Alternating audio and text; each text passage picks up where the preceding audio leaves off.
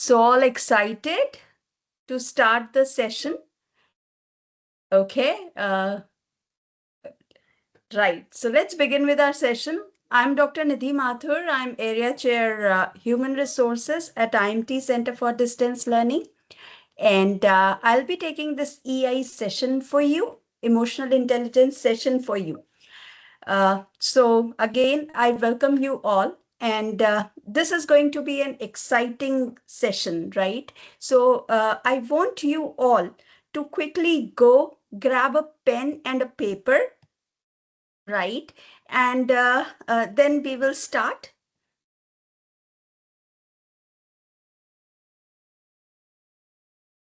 I want you all to go grab a pen and a paper.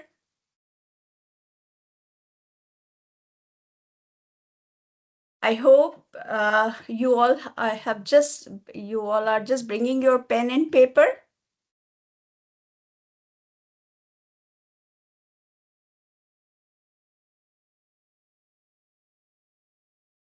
Great, ready. Okay. And also, I request you to register on this particular link, classpoint.io, because we will be using certain pedagogical tools over here, wherein I will ask you to write something or maybe a poll that you have to take, right? So I want you all to please download this.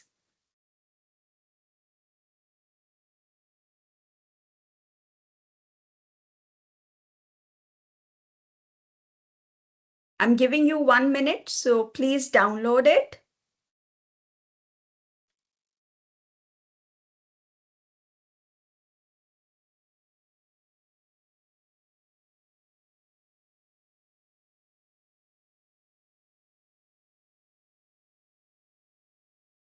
Done. The link is there, right? Okay, if you want, I can share it over here also. Just give me a moment.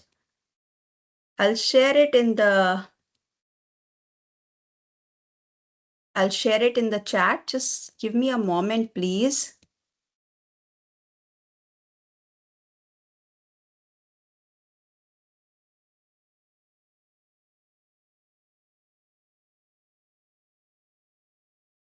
Okay, so I'm sure that now you all can download it quickly.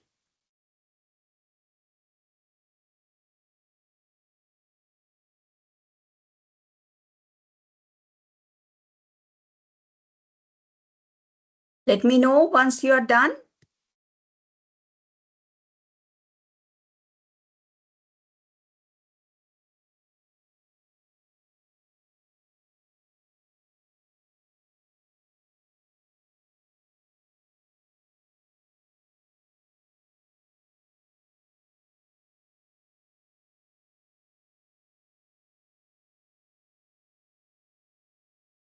No, you were supposed to sign in with your IMT CDL AC.in for the Teams thing. So what you can do is either on your mobile phone, you can just, register on this class point. Because as I told you that, there are many activities that we are going to do, and that can be done on this.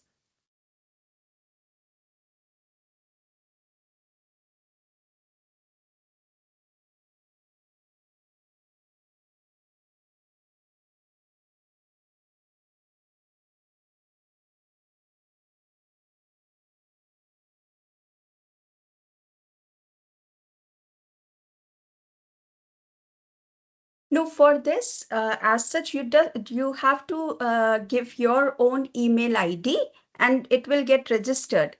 It will not take a lot of time. Please do it quickly.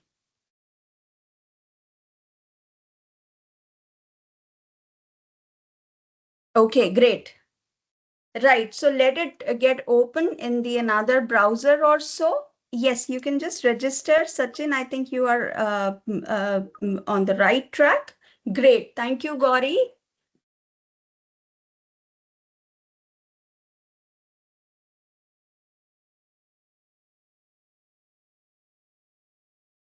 Okay. Right. The link is there in the chat. Okay, so let's begin with our session now. So now the flow of the session is going to be, I will first make you understand the concept of emotional intelligence, right? Then we will talk about the components of EI. We will try to understand emotions. Like I'll give you an exercise wherein you have to understand what these emotions are.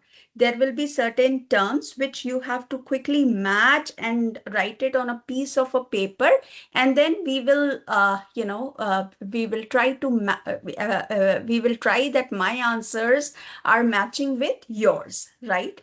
Then there is a self assessment of emotional intelligence. We are also going to do the SWOT analysis. SWOT analysis is, the strength, weakness, opportunities, and threats. I understand that in this class, maybe you will not be in a position to, visualize the opportunities and threats to a great extent, but still, we will try to work upon our strengths and weaknesses, right? So this is going to be a personal SWOT analysis. After that, I'll give you certain competencies that are required to become an emotionally intelligent person, right?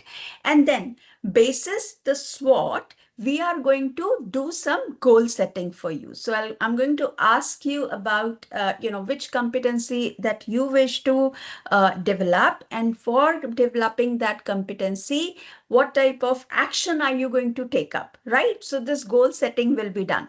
So this is going to be the flow of the session, right? Now, let me ask you a question over here. You have come with some kind of expectations, right? So expectations in the sense that, once you go out of this class or this session, I mean, you want to, this is what my expectation, that these should be the key takeaways from this session. So quickly, can you all put down in the chat box, what is your expectation? Do you want to become an emotionally intelligent person, or you want to, just want to know about the concept, or it is that you're facing some issues and you want that whether you have received answer for that or not through this session. So I just want to understand your expectations. So if there is any tweaking required, I can quickly do that, and we can, although it is not possible to take care of each and every issue challenge over here, but yes, we can always work upon that. What are the broad challenges that the participants are facing, and can there be a kind of discussion on what can be done. So, okay, so learn something new. That's what Sachin is saying.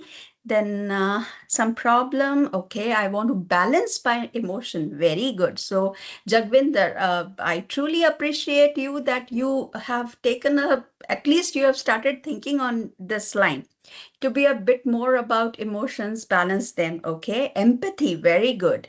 Manage my emotional intelligence, handle the emotions while communicating with boss or senior people.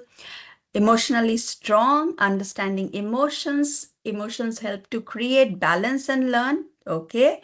Ritik, manage interpersonal relationships and avoid conflicts among colleagues and office mates.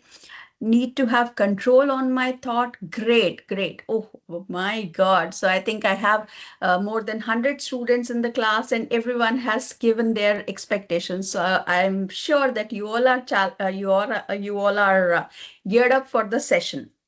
So let's begin with the concept of emotions and emotional intelligence first. Now, before I start with the session, let me be very clear with you. See, we all are aware of that the emotions are important. We all are also aware that, we need to work upon our emotions. But at the same time, we all understand that there is some kind of challenge that we are facing.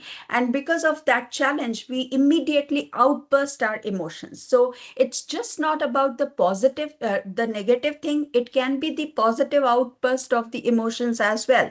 But it is that we need to understand that what should be our, I mean, to what extent am I going to manage my emotions? I will never say that you are not going to cry, you are not going to be angry, you are not going to be, mad on someone or so. But it is that we need to understand the situation and then you have to react.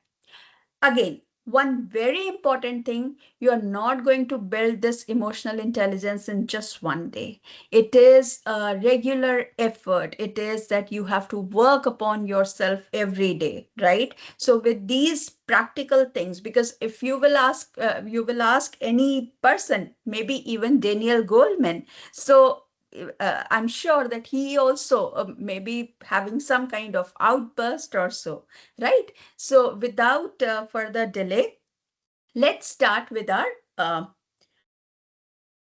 let's start with emotional intelligence, a blueprint for success, right? So the objectives of this workshop is going to be that I want you to develop self-awareness. Self-awareness is that, you should be aware about yourself, about your emotions, about yourself, that, what kind of adjectives one can associate with you, right? So we are going to work upon our self-awareness, or at least I'll give you some tool so which you can practice on a regular basis and tend to understand about you. Self-awareness is the most important thing. Once you become aware about yourself, aware about how you are, what type of a person you are, what are your traits that are known to you, what are your traits that are not known to you, right? So I'm going to explain it to you, right, as we will progress in this session. Then, how are you going to build positive relationships through empathy? Empathy and sympathy, these are two different things. Sympathy is that you say, oh, bichare ko ye ho gaya, oh, poor guy, so. And empathy is that when you want to understand the situation of the other person, when you are putting yourself in place of that person and analyzing the situation, that's what empathy is. Then it will give you the tools for definitely managing your emotions. Then we are going to highlight the importance of responding to the situations thoughtfully rather than reacting impulsively. Now, you all will find that this is what is the problem. So there are brand rivalries. What are these brand rivalries? The rivalries are happening because immediately there is some kind of reaction that is coming up from the another brand, right? So what I will request you to respond, not react. Respond is that when I take 5 to 10 seconds, see, someone is yelling at me, I take 10 seconds to respond. And reaction is that if someone is yelling at me, I start yelling at that person again, right? So there will be difference, right? So one is responding to the situation, another is reacting to the situation. Then it will also help you to understand the significance. So the overall nutshell is that how I can use emotional intelligence for my professional growth and success, right? So this is going to be the objectives of my session. Now, this is one statement that I'm giving to you, right? Success needs strategies. So, what do you think about this statement? Does success need any strategies, or success is something which is, like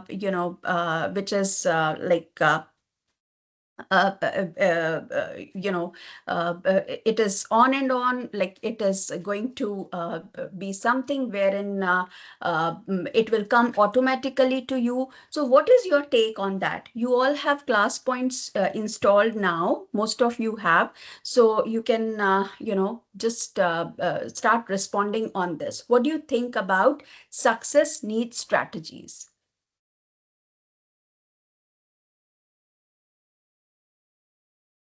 Are you able to?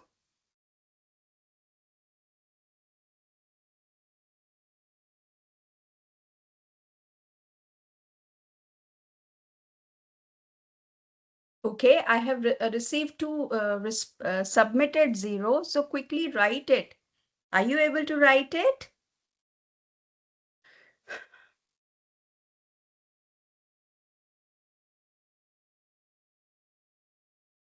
The code is there right on the slide 35829. It's written over here, as you can see.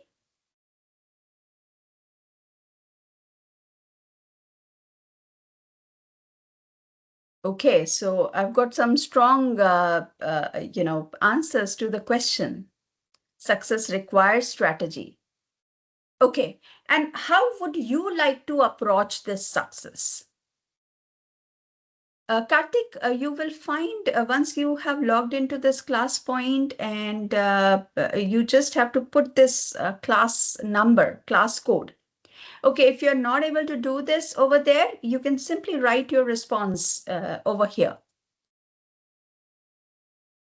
Okay, that's okay. Completely fine. You can start writing your responses over here.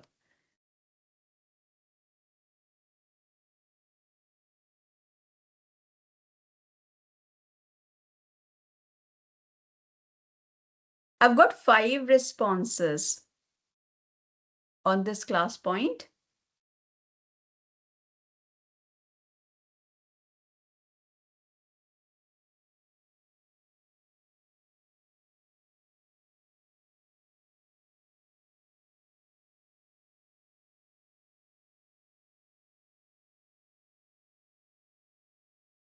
Okay, so 2 participants have responded.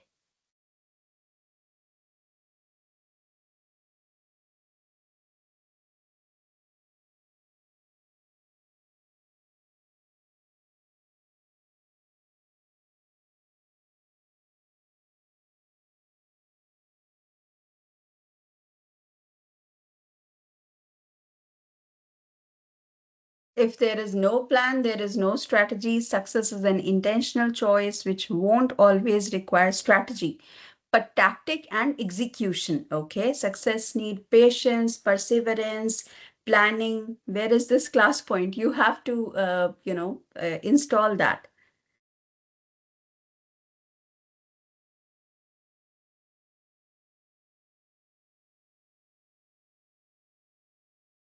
Success need time also. Okay.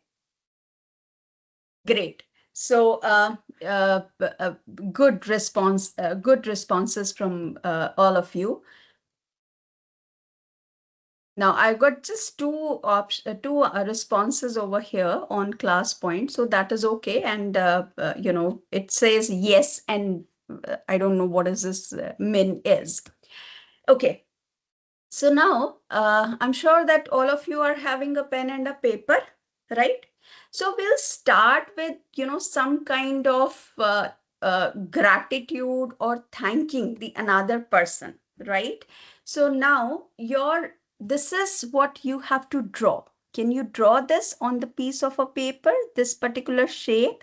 You may just decorate it like this, or you can simply make two oval shapes. I'm sure all of you have done. Okay. Now, in this, you have to write your name. So my name is Nidhi. So I'm going to write it vertically.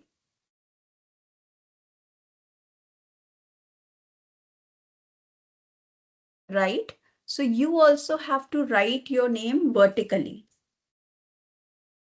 Okay?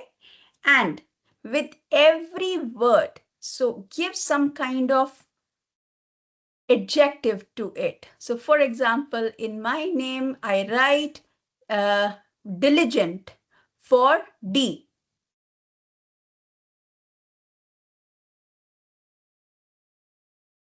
Okay. Similarly, you also write the adjective for the letters in your name.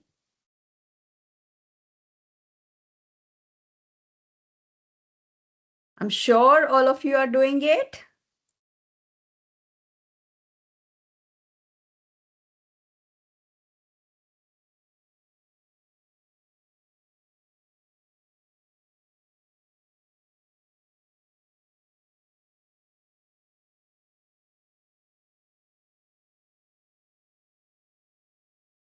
Yes. Done for your name?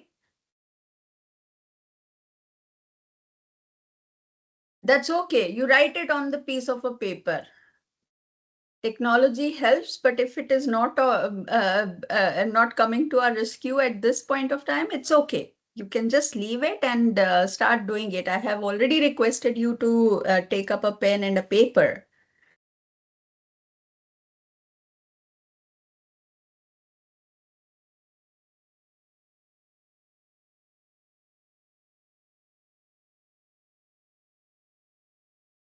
Done? I'm sure. अरे इतनी देर थोड़ी लगती है, you have to give good adjectives for yourself. Okay, you don't know. Arey, you write anything. Why say maybe youthful or maybe yes, youthful can be one. You're full of energy and all. Great. Now we go to the second shape. Okay.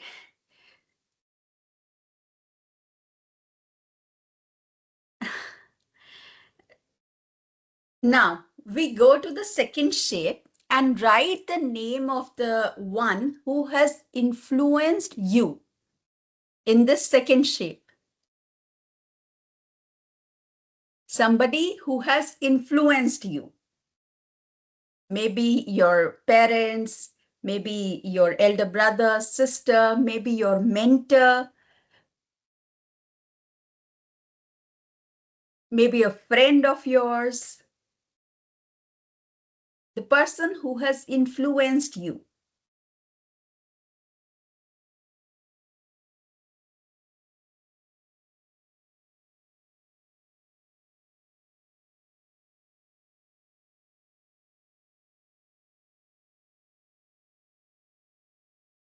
Done?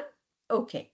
Now, so what type of emotions are you witnessing at this point of time when you wrote something about yourself, like, the adjectives that you have given for yourself? Suppose I say that, in my name, if I say Nidhi, so D is if I have written diligent. So I start feeling that, yes, I'm doing my work. I am trying to be, as honest with the kind of task that I have taken. Great. So you started feeling confident about it. And when you were writing it for the other person, what type of emotions are you experiencing when you are writing it for the another person? Great. Introspecting yourself. At least you are taking some time to, write down something for you. So see, this is so difficult, even if you are completely in awe of yourself. But still, when we start working upon ourselves, it takes time, right? You have to be thoughtful about it, that, what you are going to write. Is it that it really works for me? Is it that it doesn't work for me? So with this exercise, what I'm trying to do is I'm trying to make you aware about yourself, that, these are the adjectives which can get associated with you, which can easily get associated with your name, right? And when we are doing it for the other, an emotion, like, you feel good about thinking about that person, or maybe you're showing some kind of a gratitude for that person, right? So this is the activity for, just being thankful towards ourselves and, the person who has influenced us, right? So now I'm going to give you this definition of emotional intelligence, although it is not, emotional definition per se, but it is a critical skill that encompasses self-awareness, self-regulation, motivation, empathy, and social skills. So you will find that empathy, social skills, okay? So, social skills is something we always, match it with emotional intelligence. That is like, whatever I'll do, whenever I have to, talk about emotional intelligence, or, a person who's balanced, what I'm going to think about that, okay, I have to be nice with everyone. I should not be raising my voice for the other person. I should not be doing which is going to hurt the other person. Yes, generally we relate it with this, that if you say that you are an emotionally balanced, so that means socially you are acceptable, okay, or you are something who someone who is too much into getting recognized as a good person. So that's just one part of it. And what I'm trying to say over here is that this is just not the only part, right? So I have to be aware about myself. I have to regulate myself, because, at this point of time, the important thing is that the task needs to be done. And if during this time, if I'm trying to be goody goody with everyone, then, it is difficult for me to end up to land up to the deadlines or to the timelines that I have, right? So it is emotional intelligence. Like we think that it is all about social skills, it is not like that. It is more than that. It is much more than only the social skills. So in this particular, when I'm going to take you through all these presentations and document that I'm going to share with you, provides a comprehensive exploration of emotional intelligence, wherein we are going to understand the significance and practical applications in both personal as well as professional context. Now, first, let me show you one video, and then I'll take you to the components of EI, right? So give me a moment. I'm just, starting with a video, okay? And I'm going to pause this video in between, and I will ask you certain questions, right? So just 1 minute, okay? I'll stop sharing this. Now you all are going to find the video. I will include the sound, and then this is the media player. And I'll just interrupt you in between to understand Esther, whether a you are manager getting known the for her volume empathy and voice or warmth, not. found herself facing a professional plateau. Her team adored her, her superiors held her in The high volume is regard, yet a okay? sense of Good. stagnation lingered. Esther possessed emotional intelligence in abundance, effortlessly navigating interpersonal dynamics and resolving conflicts with grace. However, her career trajectory seemed to have stalled, leaving both Esther and her manager perplexed. This scenario, while fictional, highlights a common misunderstanding surrounding emotional intelligence. Many perceive it solely as kindness or agreeableness, mistaking empathy for passivity. Now see, here it says that being kind, we understand that if I'm kind to everyone, I'm emotionally balanced person. So we generally take it like this. We are only using empathy, social skills as being While emotionally these qualities are intelligent. undeniably valuable, they represent only fragments of the emotional intelligence puzzle. True emotional intelligence encompasses a broader spectrum of skills, including the courage to deliver difficult feedback, the resilience to champion change, and the ingenuity to foster innovation. Emotional intelligence, in its complete form, extends far beyond mere niceness. It's about understanding and managing emotions, both our own and those of others, to navigate the complexities of human interaction effectively. This involves recognizing and regulating our emotions, motivating ourselves and others, effectively communicating and building strong relationships, and influencing those around us. Esther, while excelling in empathy and relationship management, may be inadvertently neglecting other crucial aspects of EI. Perhaps she hesitates to voice constructive criticism, fearing it might disrupt the harmonious atmosphere she's cultivated. Or maybe she struggles to challenge the status quo, preferring to maintain stability over pursuing potentially disruptive innovation. These gaps, however subtle, could be the invisible barriers hindering her professional growth. Okay, so now the problem with Esther, the protagonist in this particular video, is that she tries to take everyone along. She's the one who's being very kind with her team, and but the acceptance, or you can say that she is more into the agreeableness mode. Okay, now so her career trajectory, it is not going as per what it should be. She's putting a lot of effort. She's a hardworking female, but still she's not able to excel in her career, or you can say that there is a problem with the career trajectory. Okay, so once she introspects, she finds out that this kindness is sometimes becoming a problem for her, because she's not able to give stern feedback to her teammates. That is what is the problem that she is facing.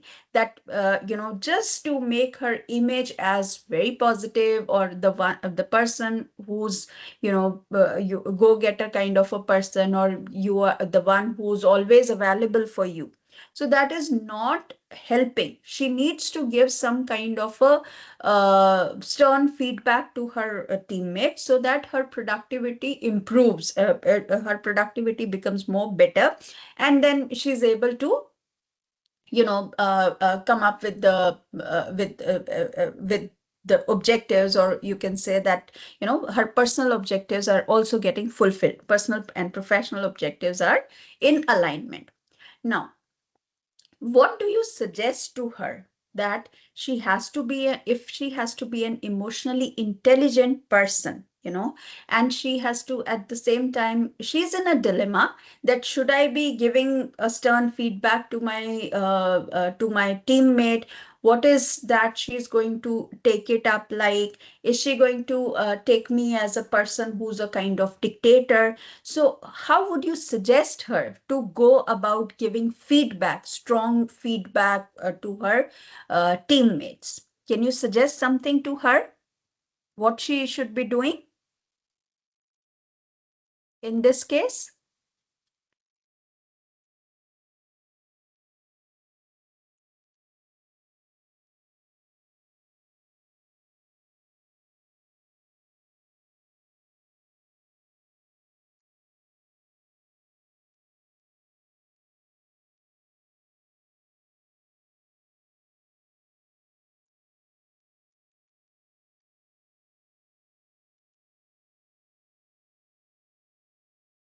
What she should be doing? She must show empathy first, okay? She can start with positive things and then come back. Great. I'm so glad that many of you are responding to the chat, and uh, she should politely give true feedback. Okay.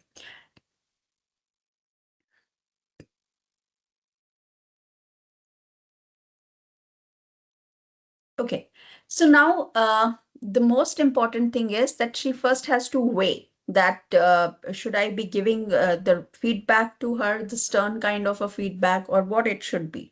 So once you analyze, you will find that, this type of a feedback, the constructive feedback, it is going to be helpful for the other person also. Right. So when she understands that, it's just not about the stern feedback, but if you put it in a constructive manner, the other person is not going to take it in a wrong way. The other person will also understand that this is important for her also to improve the creativity. And when the manager or the boss is taking so much of interest in, giving you feedback, a constructive feedback, that is so she should be sure that my feedback, Esther's feedback, is going to be helpful for that teammate. Okay. And now, for giving this constructive feedback and creative solutions to the problems maybe that team is facing, she should have a plan, some kind of review meeting. So after every 15 days, or maybe if it is a small team, they can hold weekly meetings, right? To understand the progress, to wherein she's going to talk about the situation, talk about the situation where they are in right now, and what is that the expectation of the teammates are, then listening to their problems. Communication should be communication should be there, but and active listening, which is one of the most important component. If it is there, then you can say that she has become emotionally intelligent now. She knows where I have to pitch in and where I have to move out of this situation. So once you become aware of such type of things, then you are an emotionally intelligent person. You are not the one who's flowing with those emotions, but you are able to manage your emotions, you are able to regulate your emotions, right?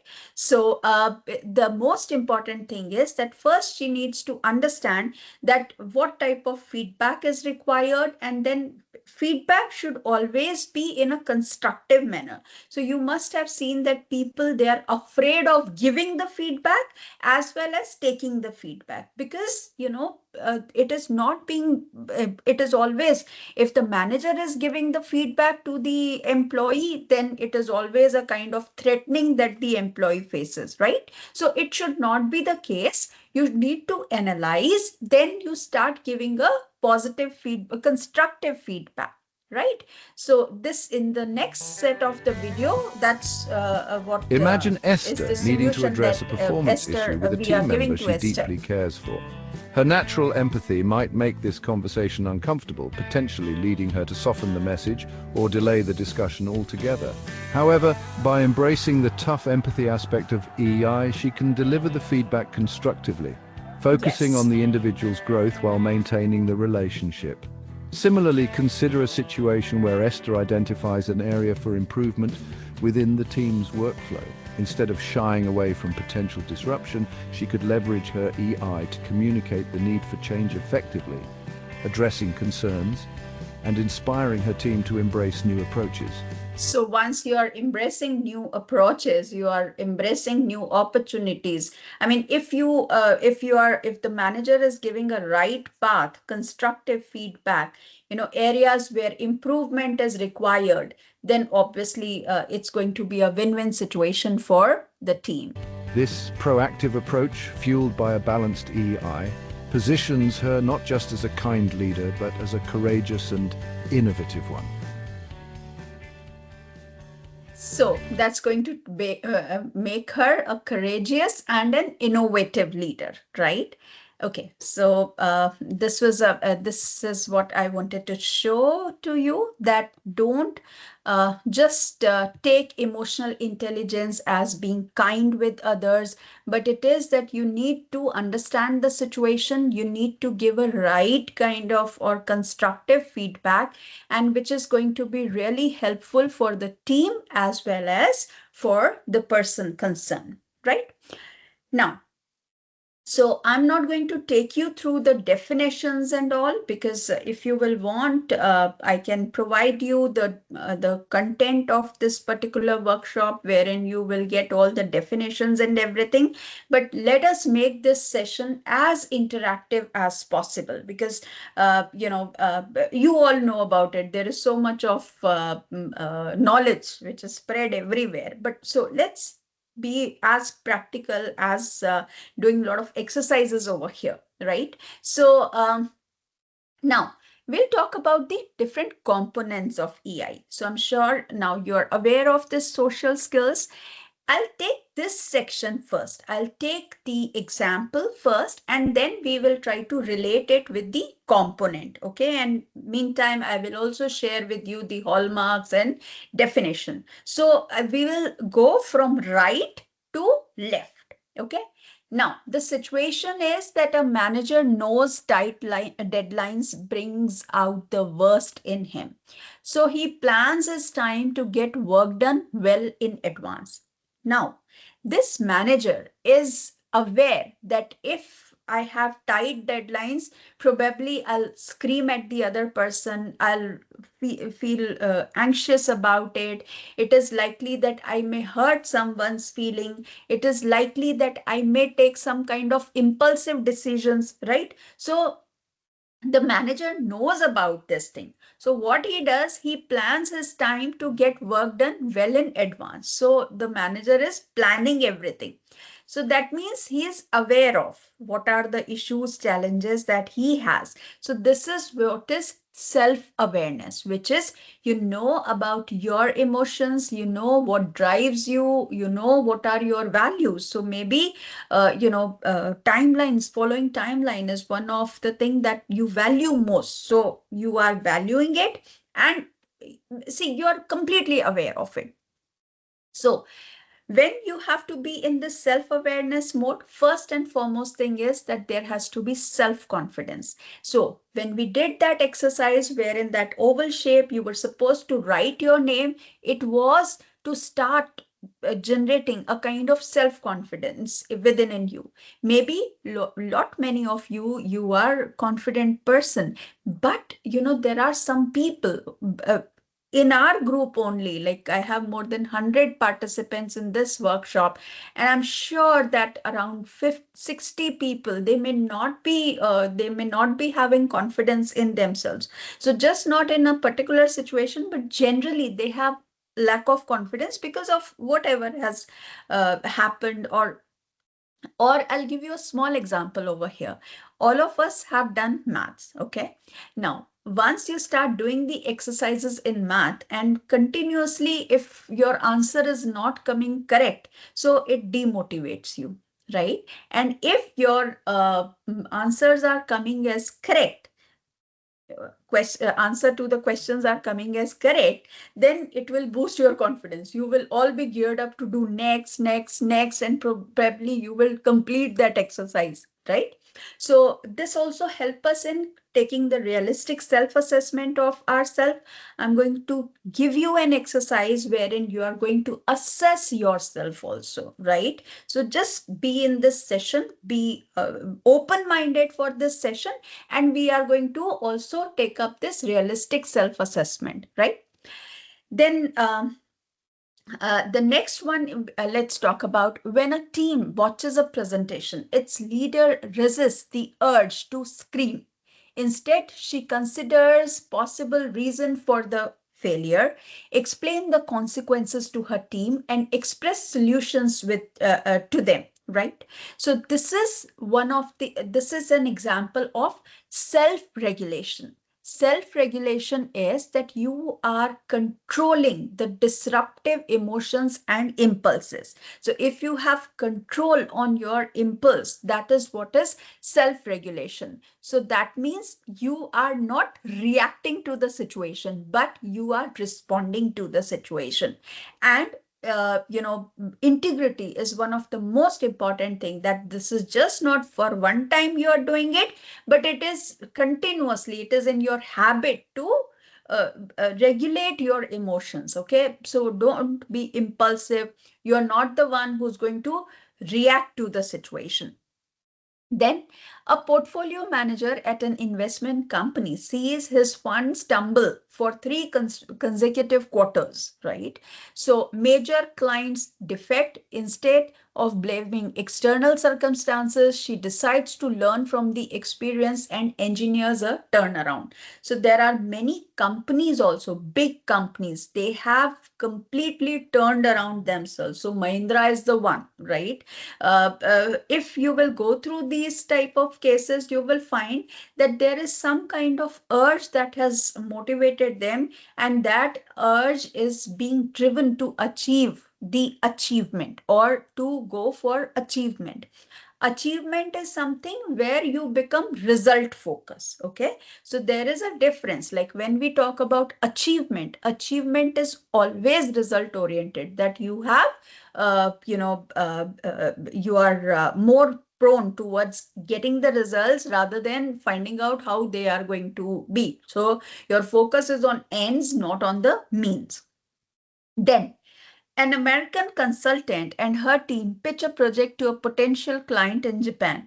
Her team interprets the client's silence as disapproval and prepare to leave. The consultant reads the client's body language and senses interest. She continues the meeting and her team gets the job. So it is that when you understand the feelings of others. So how do you see yourself? How do you feel yourself? And how do you think about yourself? These are the three important components: seeing, feeling, and thinking, right? So seeing is that when we get clues from the external environment. Feel is you tend to start feeling that maybe the situation is not right, maybe there is something which is probably a storm is coming, or there is some kind of emotional upheaval that I'm going to face, and then you start thinking on those lines. So what happens that this seeing, feeling, and thinking, it completely destroys your positive aspect if you start doing it in a negative manner. So, seeing yourself as good, feeling yourself as good, and thinking good yourself is going to motivate you. Is going to motivate you, right? So the same thing needs to be replicated for the other person also. You have to see what type of a person is, then start feeling about that, what are the feel, I mean, there is some sort of intuition that comes to your mind. You have some kind of a feeling, or you are able to sense, you are able to judge, you are able to sense, you are able to judge, and then finally you think on those lines. So here also, like maybe the person knows about the feeling, so she keeps on pestering that you have to continue with this client only. Then a manager wants his company to adopt a better internet strategy. He finds kindred spirits and assembles a de facto team to create a prototype website. He persuades allies in other divisions to fund the company's participation in relevant convention.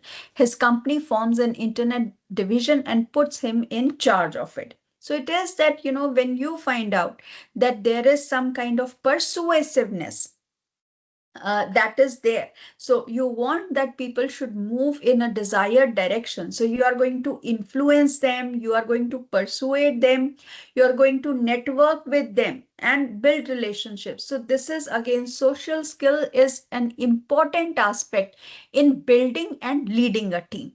Okay, so I'm not going to give you more about theory. We are now going to do an exercise on this self-assessment, right? So these are the 5 components of EI, which Daniel Goleman has given. So you can see the reference also, which is just after this table, just below this table. So these are the various components of emotional intelligence. So as I told you, that emotional intelligence is just not empathy and social skills, but self-awareness, self-regulation, motivation, empathy, and social skills, right? Okay, so let me first understand your emotions. How are you going to find this? Are you all with me? Is there anything that, you want me to change quickly? Are you all with me?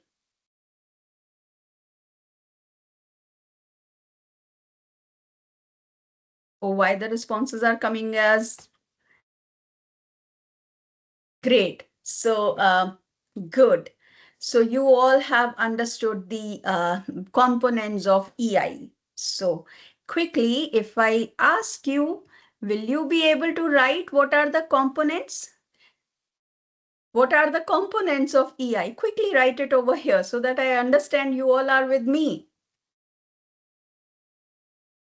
Maybe we can just take the initials. That's okay, Abhishek, if you're not with the class point. Okay, so everyone is talking about self-awareness. What about others? Great. Okay. Self-awareness, self-regulation, motivation. There are 2 more. Good.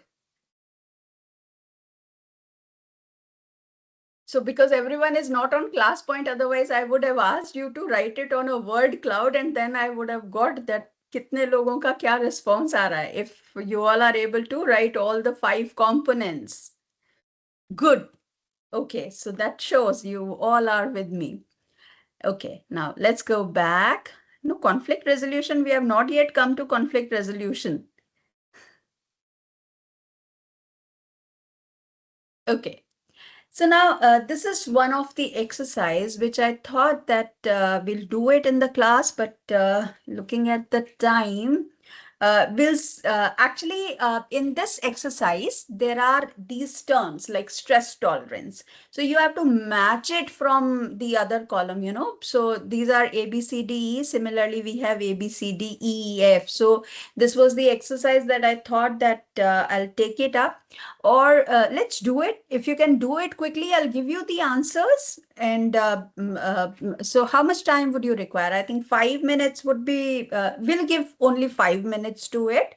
And if there is anything that is left, I'll provide this material to you.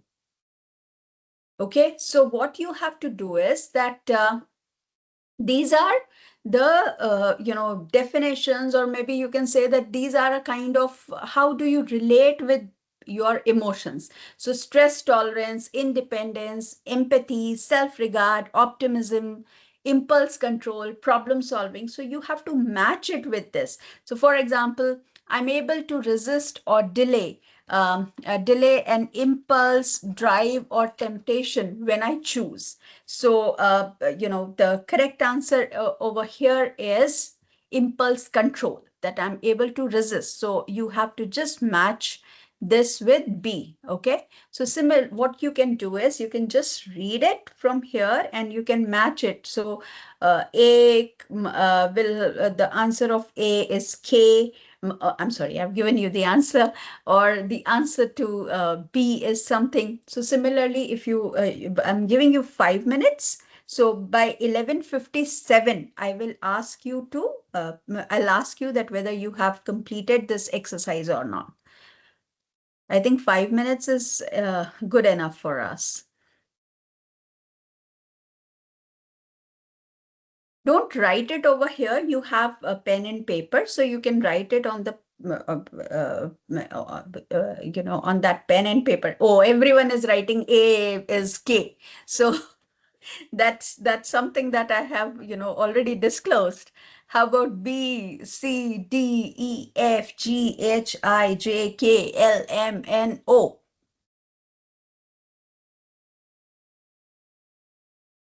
Oh, Anjali, you have gone up till H. Very good.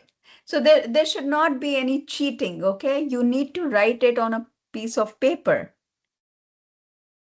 Uh, okay. Uh, Rashid, I'll just check because I've not put this for class point. The match the following thing is not there. So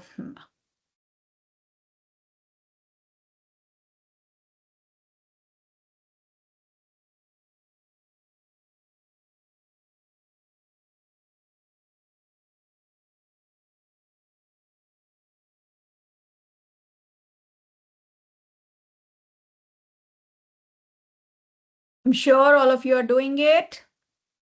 Good, good, good.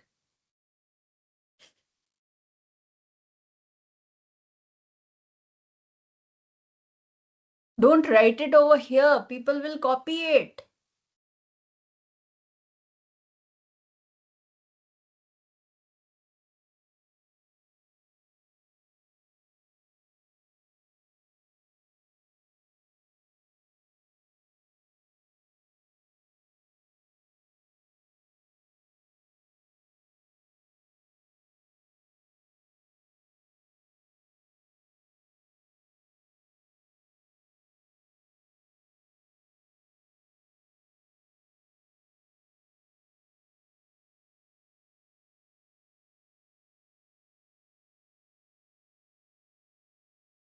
We have 3 minutes to go.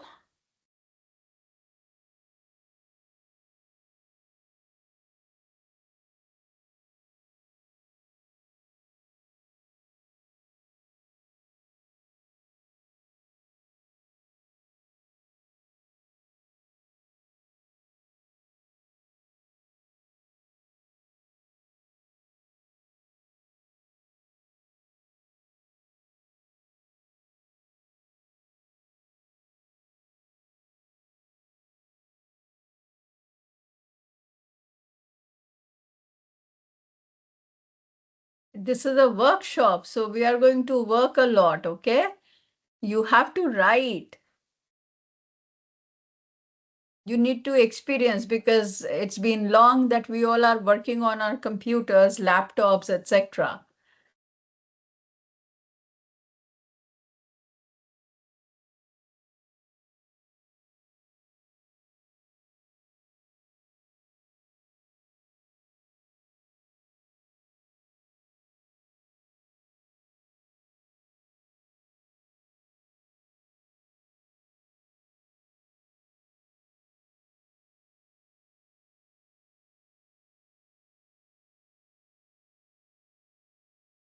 Okay, so 1 minute to go.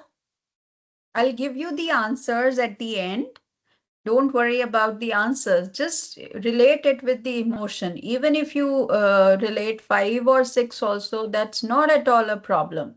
We should be aware of that, if we are doing a particular, what is our thought, what is our feeling, what type of emotions are we experiencing?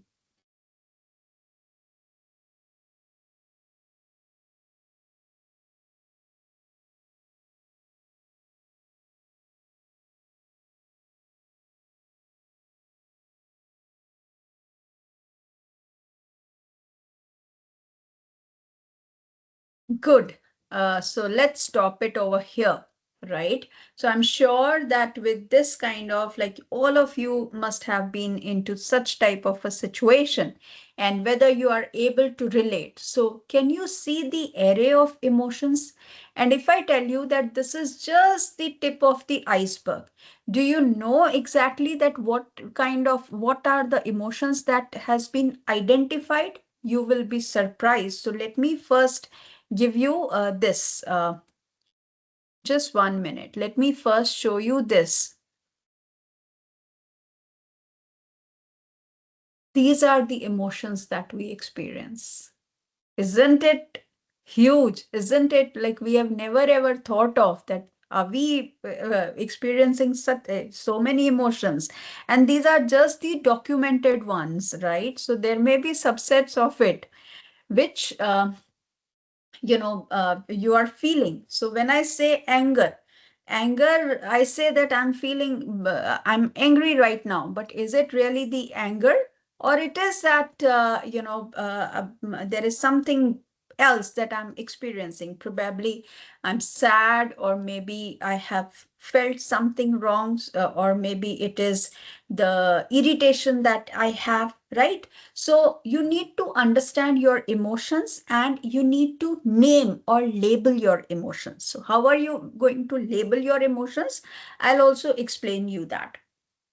So now this is about the self-assessment. Okay, probably we can skip other exercises, but this is a very important one where you are trying to assess your emotional intelligence. So see, you know about the concept of emotional intelligence, you know about the application of emotional intelligence, you know about the components of emotional intelligence, you know about the emotions, right? So 15, 16 emotions that I have mentioned in the earlier slide. So now this is again a scale which is going to help you to assess your emotional intelligence. So this is a kind of self-assessment that you are going to do.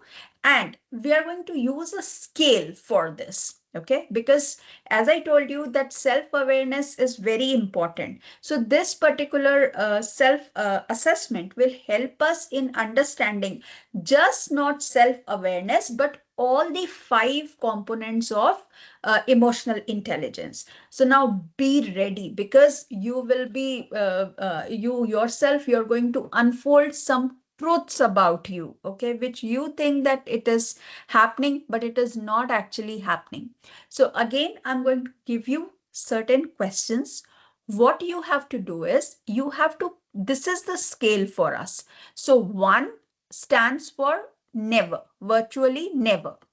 2 for rarely, 3 for sometimes, 4 for often, and 5 for virtually always, or it is always, visible, you can say, or it is there. So 1 being never, 5 being always. Okay, so this is the scale that you are going to do, and there are some 27 questions, 30 questions, which I'm going to show it to you. When you will tell me to move forward, I will move forward, right? So I'll give you some 2 minutes to do this, then we will be moving forward, right? But here the caution is that write question number also. So question number 1, for that you have answered, say, rarely. So write 1 and 2 against it. Okay.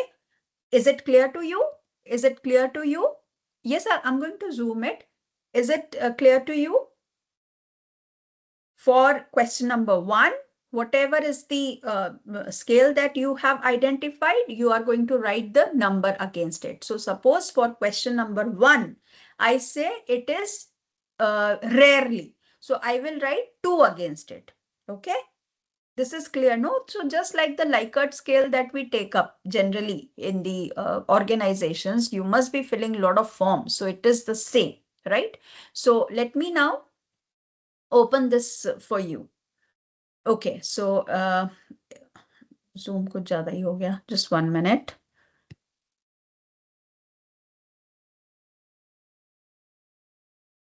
Is it visible? The questions are visible to you? So the first question is, I'm aware of, or first statement is not the question. I'm aware of the physical reactions. So twinges, aches, sudden changes that signal a gut reaction.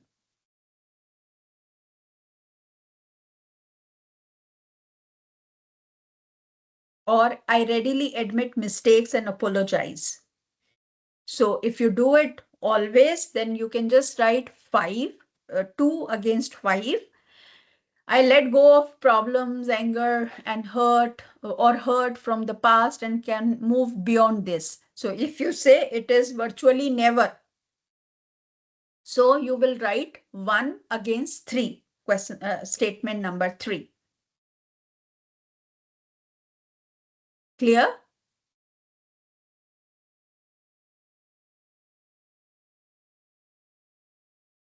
No, don't. Yes, you are doing it right, but don't put it over here. This is going to be a personal thing, right?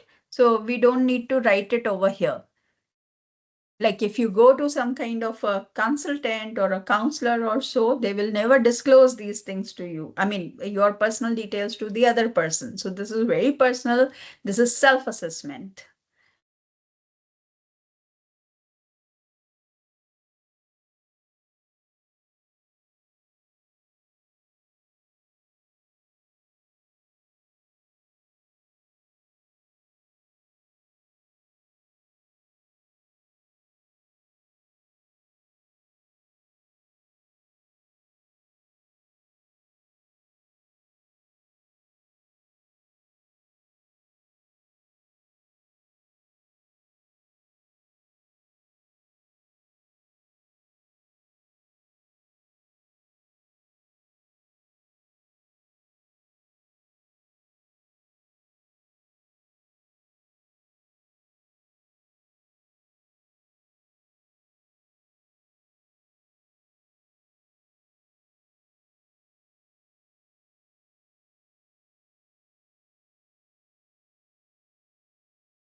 Okay, I'll go to the next slide now.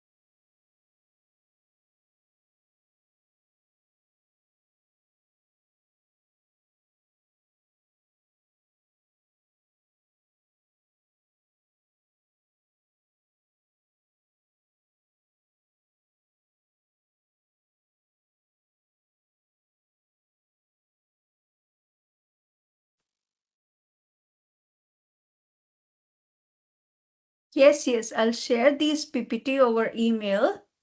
Don't worry about that.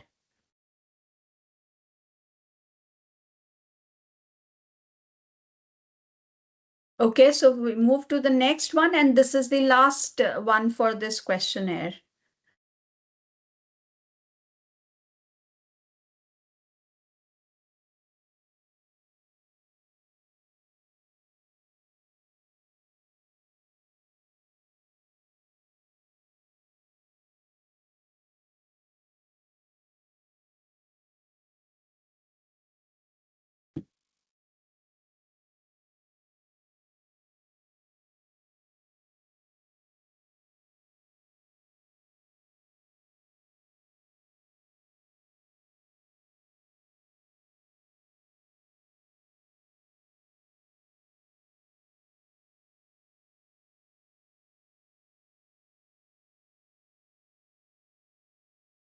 Okay, you have not finished the previous slide. Just 1 minute. You may please do it for this slide because I'll take you back to the previous slide also, but please finish this one.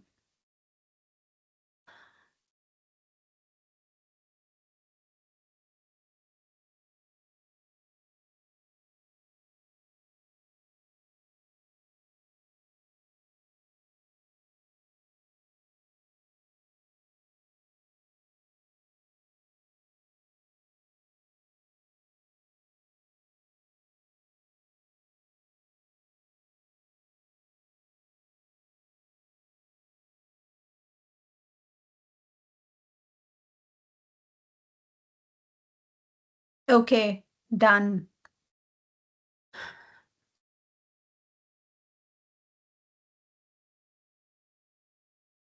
Good. Please do it quickly. Don't give it a lot of thought, okay? Just write whatever comes to your mind. Yes, I'll share the Google form as well. I'll create a form for it.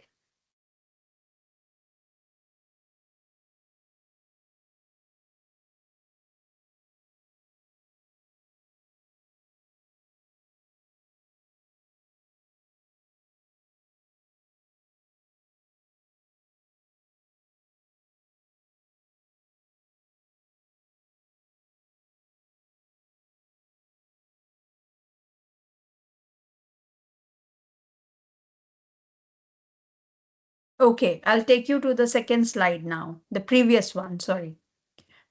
So this is the one. Please do it quickly, and then I'll show you the scoring.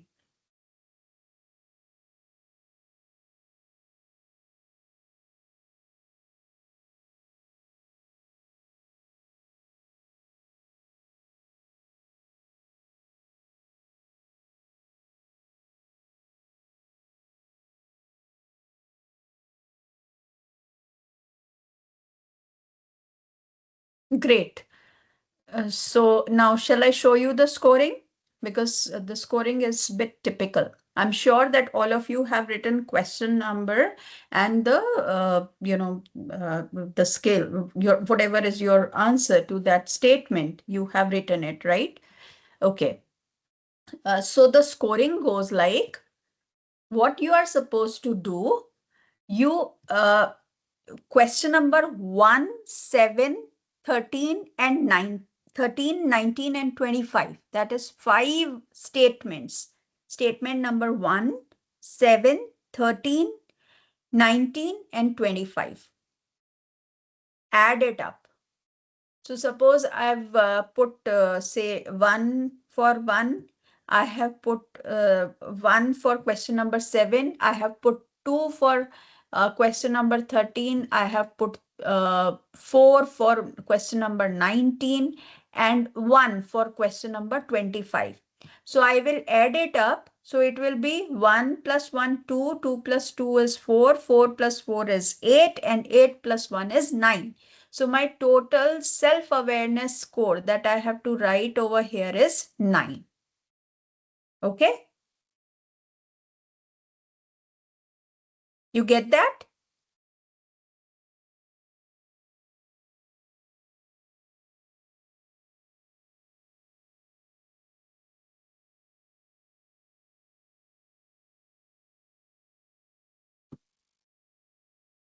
Good.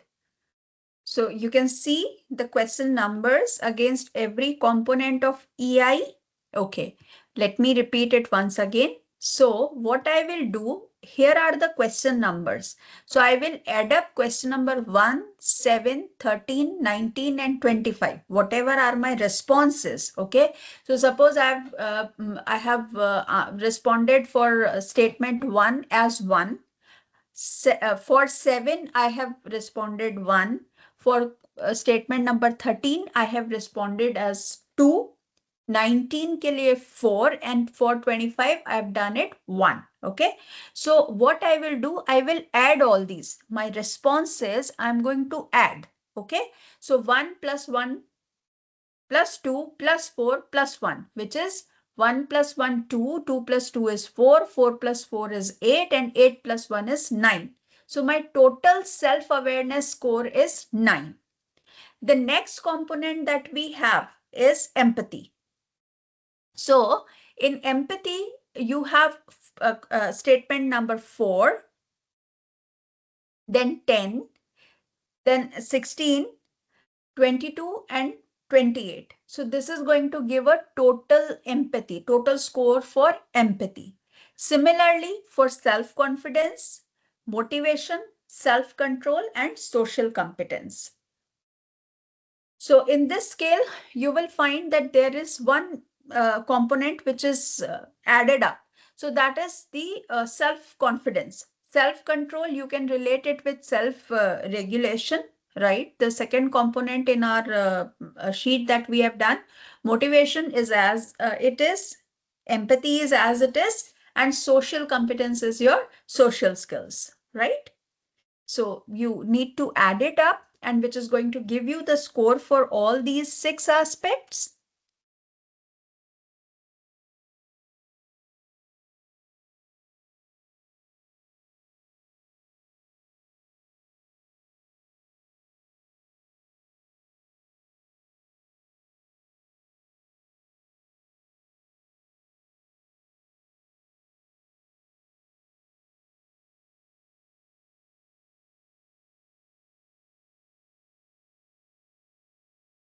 Great.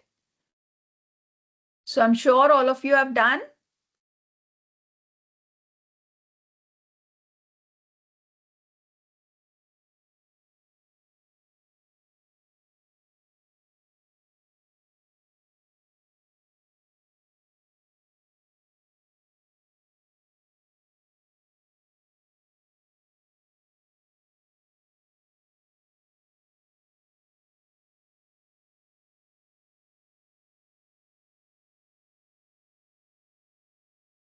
Okay, I'm giving you one more minute to do it because many of you have not done it. Please do it quickly. I have to take a few important aspects, like SWOT is very important, goal setting is very important.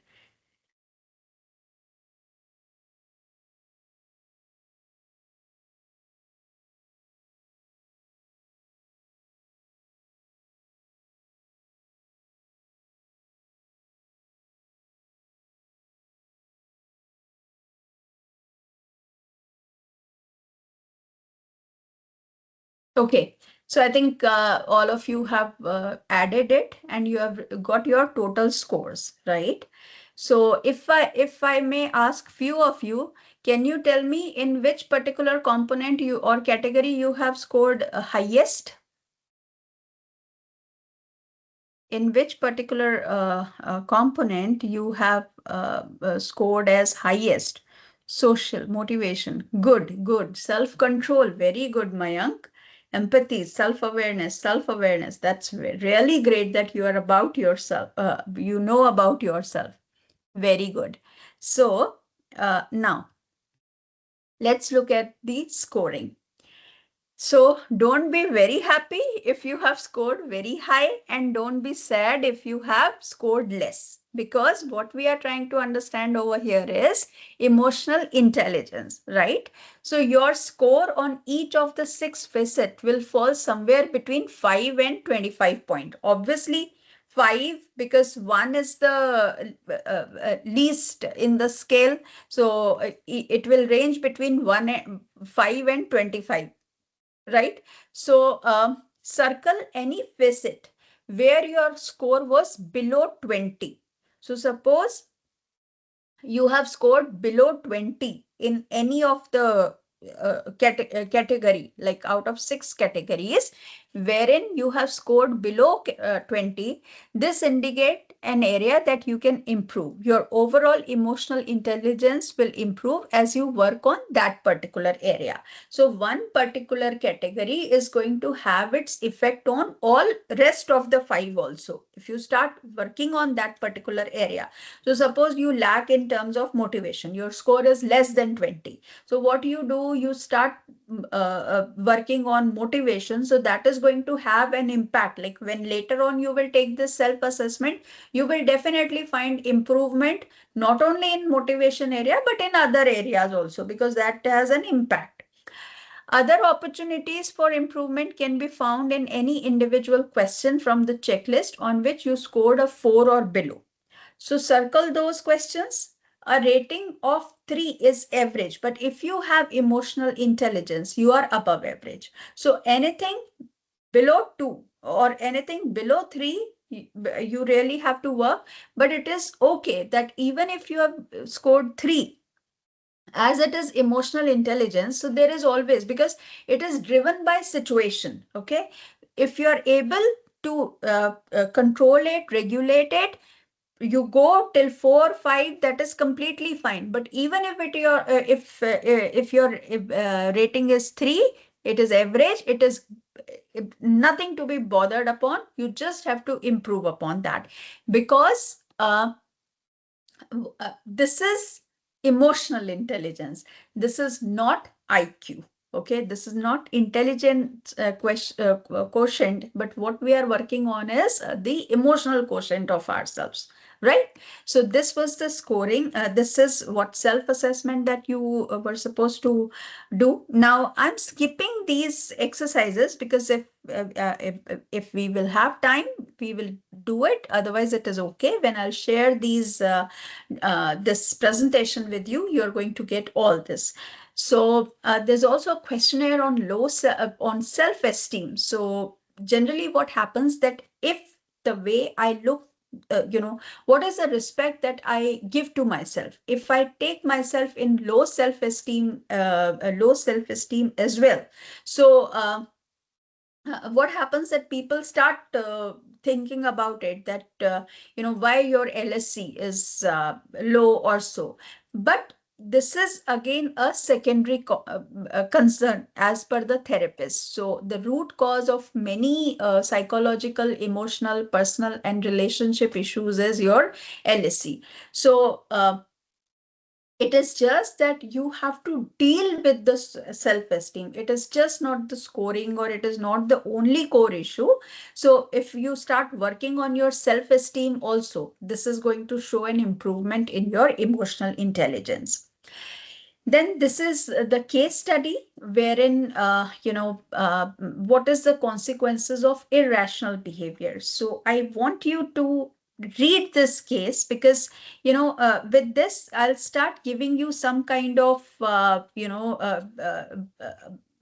some kind of the prescription, as in what you should be doing in such type of a situation. So I think 1 minute would be enough to read this case.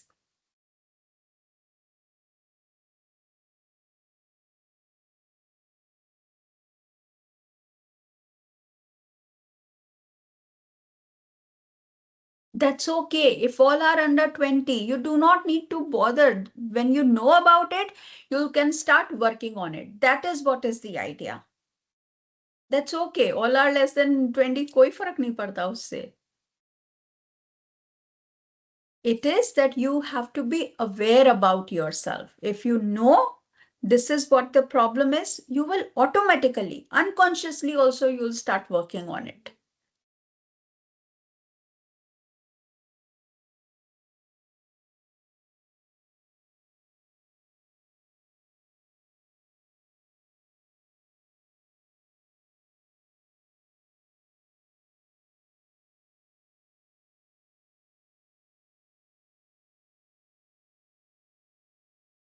Okay, right. So it's a small case now. So just to ignite your interest in it, there is a small MCQ. So what consequence does Ravi fear if he arrives late to the meeting? Answer it. What consequence he fears?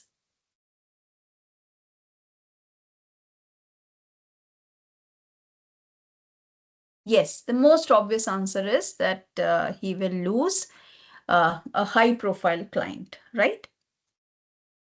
Now,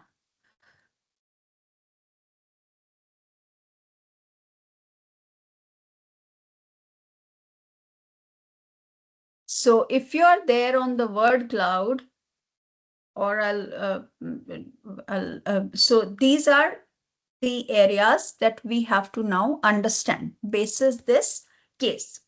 So the first one is like if you have to learn how to rationalize your emotions, okay? Uh, the first thing is that what is the activating event? That is what caused Ravi to react, okay, in the way that he did. What was the event? What was the event?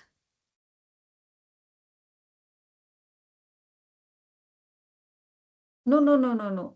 Why? What caused Ravi to react in the way he did?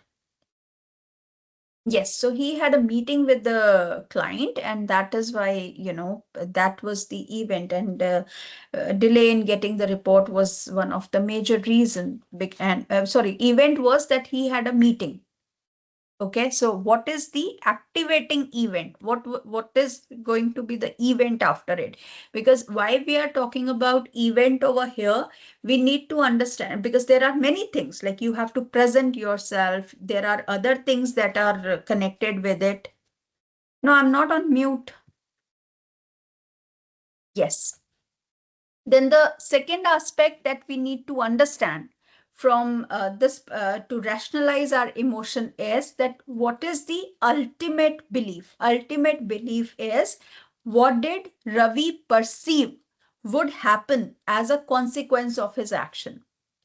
What does he fear about? What he thinks that it will happen as a consequence of delay in this meeting? Yes, so probably he might lose this client, or his appraisal will go down. Yes, very right. Or he may also lose his job. So this can be, it was his, this is what he was perceiving, right? Then so activating event, because event is something where there is some kind of external influence also. You have to present yourself. You have to, there is an event line which may have repercussions on some other things as well, right?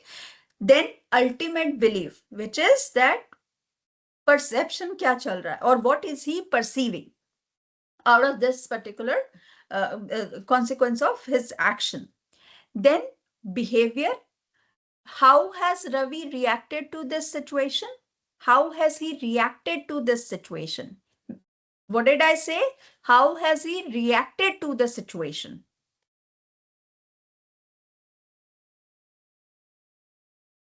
Yelled at Junior, or yes, angrily. He has lost his temper. He's irritated. He's frustrated. Yes, losing self control. So, this is how he has reacted.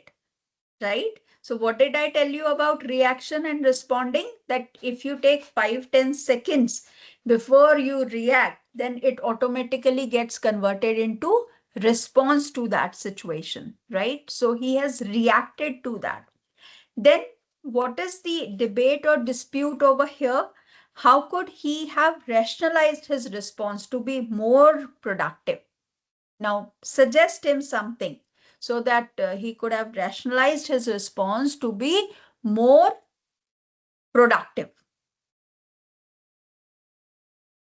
What do you suggest to him? Or probably, how could he have reacted, rationalized his response?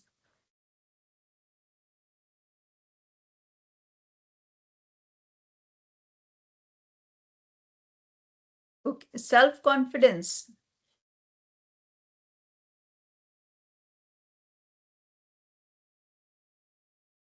Inform about the unforeseen delay. Yes, a little delay, although the past says that, there is some issues with the earlier meetings also, but it is okay. If it is a genuine thing, you could have politely conveyed it to the client. Then the most important thing is that if see, there can be different type of a situation, and when he know that if things are at stake, then he should have prepared for it a day before or maybe a bit earlier, right? So then there are no last minute hiccups kind of. Then probably he would have empathized with the IT team, or given them some kind of a solution or getting the resolution of it. So yes, showing patience, that is the most important thing over here. He could have reacted, he could have responded in a that manner. Then effect of completing the debate or dispute, basically the effect. So if he had responded differently, what results might he have achieved? If he had responded differently, the way he yelled, screamed, if he had responded differently, tab kya hota?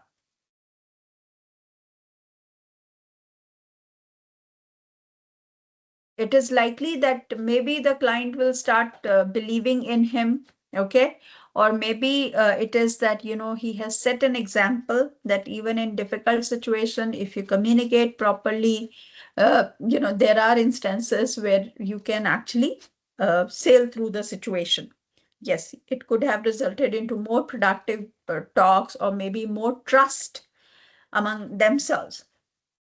So, which EI facets, okay, did Ravi's behavior suggest he may need to improve upon? Which one you think that he needs to improve upon? The EI facets, categories, components that we have discussed. Planning, very good. Planning or strategize, probably, but yes, planning is more important over here.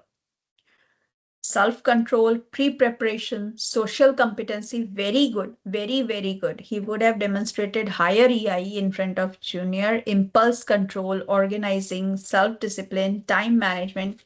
So excellent, excellent, right? So now, but tell me honestly, how many of you would have reacted in the same manner that he has done?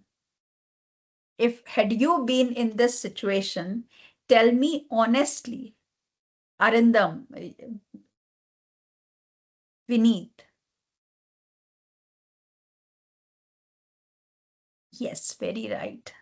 Great. So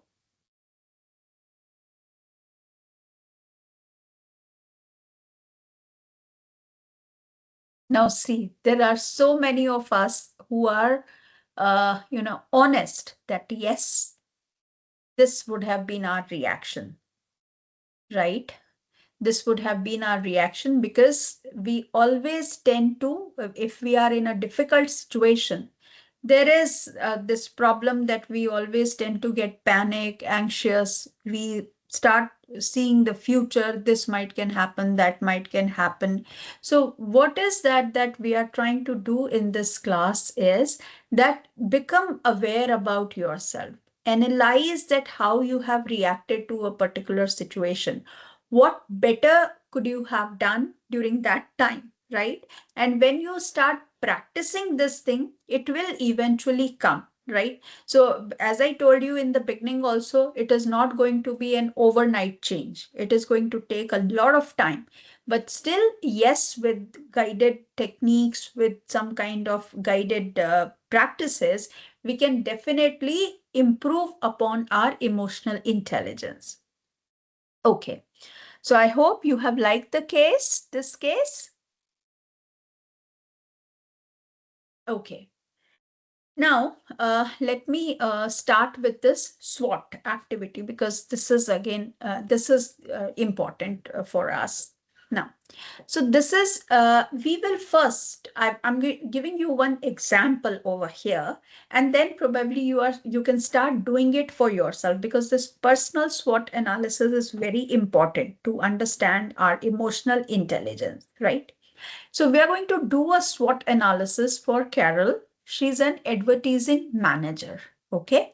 Now, her strength is, when she was being asked to come out with her SWOT, so she wrote it as, the strengths, weaknesses, opportunities, and threats. This is what is the, expansion of the acronym SWOT. Okay. Now, in SWOT, the strength and weaknesses are our internal factors. So whether you talk about a person, you talk about a team, or you talk about an organization. Strength is that whatever is clear to us, that this is what my strength is. Weaknesses, some people are aware of their weaknesses, some people are not aware of their weaknesses. So there is another model, Johari window model, wherein we try to understand that how do a person perceives himself or herself and how do others perceive that person. So there are certain areas which are known to us, certain areas which are not known to us but are known to others, and there are certain areas which are neither known to us nor to others, right? So this way we do that Johari window model. We use that Johari window model tool. I'll give you a link over here, which is a kind of personal. You can do that analysis for yourself, but you need to either we can have the another session for this particular workshop, or maybe you can get it from internet and you can start working on that model. I'll show you over here, which you can take it later on. So at this point of time, I'm just talking about the strength and weaknesses. So strength is something which Carol writes for herself because she has to do the personal SWOT analysis. So strength is, she says that I'm very creative. I often impress clients with a new perspective on their brands. Then I communicate well with my clients and team. I have the ability to ask questions to find just the right marketing angle. I'm completely committed to the success of a client's brand. So this she says as her strengths. Okay. Then these are her weaknesses. So I have a strong compulsive need to do things quickly and remove them from my to-do list. That is, you just have to remove it from you just have to remove from your to-do list. That's it. Sometimes the quality of my work suffers as a result. So she understands and she's embracing that weakness. This causes me stress and I get nervous when presenting ideas to clients, and this fear of public speaking often takes the passion out of my presentation. So she knows about her strengths and she knows about her weakness. Okay. Now, for example, you say that you are too good at, you are too good at making the content right, or if it is the advertising manager kind of a role. So you say that you can just find out the right marketing angle. This is your strength. But there can be other people in your team only or in your organization only who also have this kind of knack. Okay. So can you call this as her strength now? Can you call this as her strength now? She says that I'm good at, getting the right marketing angle. But there are other people also in her team who can easily get the knack of, or who are also able to get the knack of right marketing angle. Can we call this as her strength now? Can we call this as her strength now? No, it is not her strength now, because there are other people also who become her competitor, right? So she should not be writing it as her strength. Are you getting my point? Is it clear to all of you? Hi, what happened? Why no responses? Yes, no, nothing.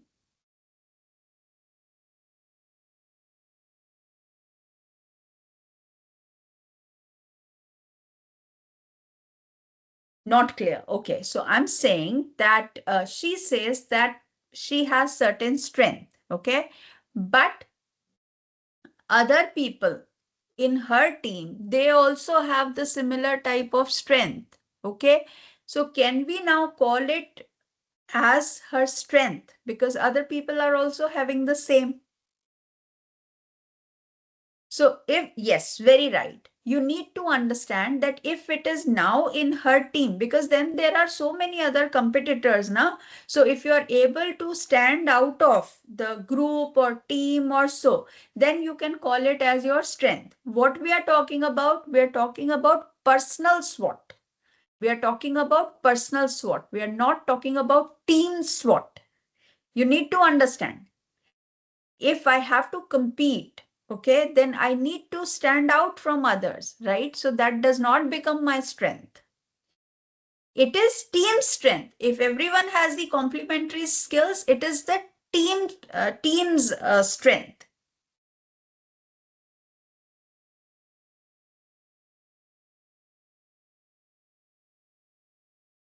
If she has imposter syndrome where she sees her strength as less compared to others, so no, that is what you need to understand now. If your strength is a strength, then you have to write it over there, and that is why we are doing this exercise, the personal SWOT analysis. So, and that was the reason, my mentor, he specifically asked me to do this thing because there will be a lot of confusion, that why it is not a strength or so. But here we are talking about personal SWOT. It is not about team SWOT, or it is not about the organization SWOT. So whatever we have read up till now, it is all about team or organization or so.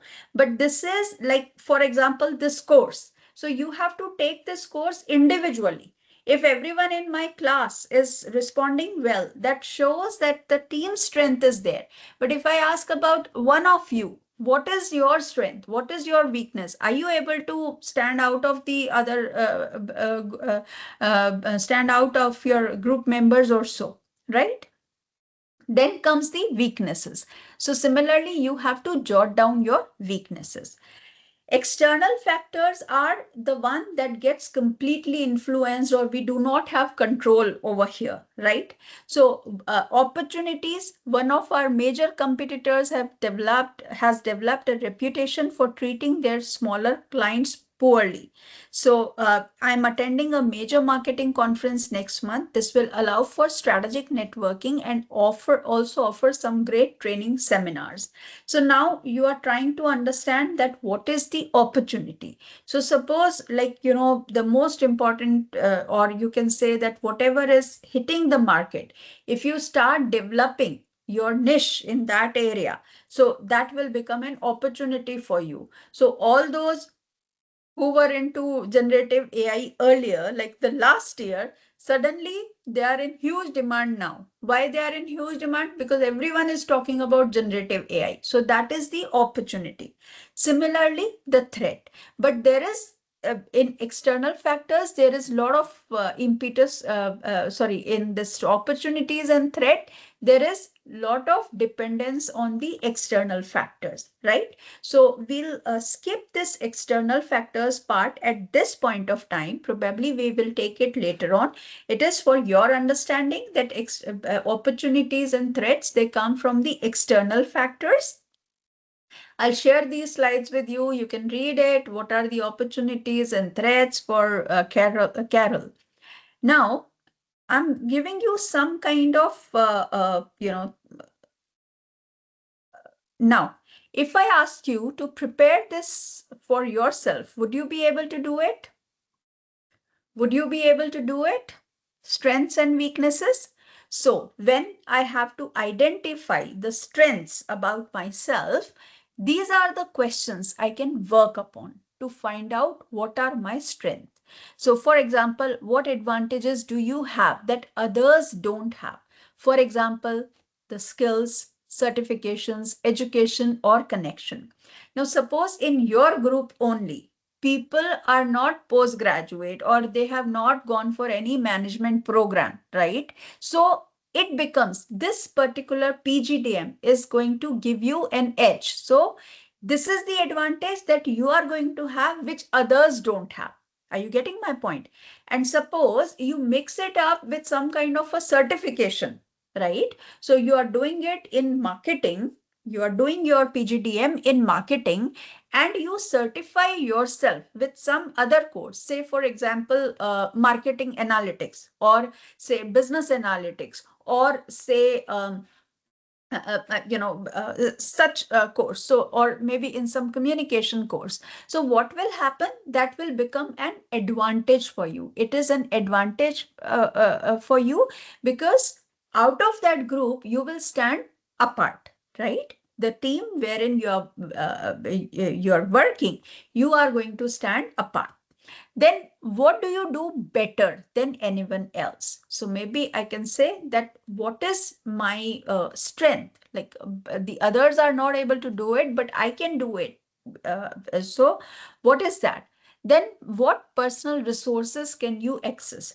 Maybe you have some kind of a personal, like maybe networking, or maybe you have some kind of what you can say, some uh, uh, uh, you are a member of some group, so you can get more information like that. So you have resources that are there and you have access to that.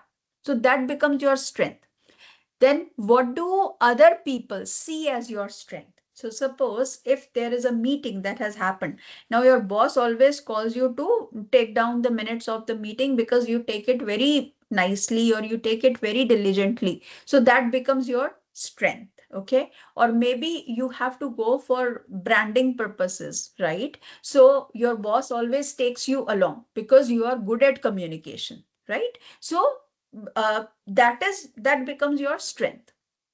Then which of your achievement are you most proud of, or what values do you believe in that others fails to exhibit? I will also share with you over here a resource which is a kind of list of values. So that exercise also you can do, and you can understand that there are so many things which are freely available, and because we don't know about it, we are not aware of it, so we are not able to utilize it properly. So there are some 57, 58 list of values, and you need to understand that which is the one that is most important to you.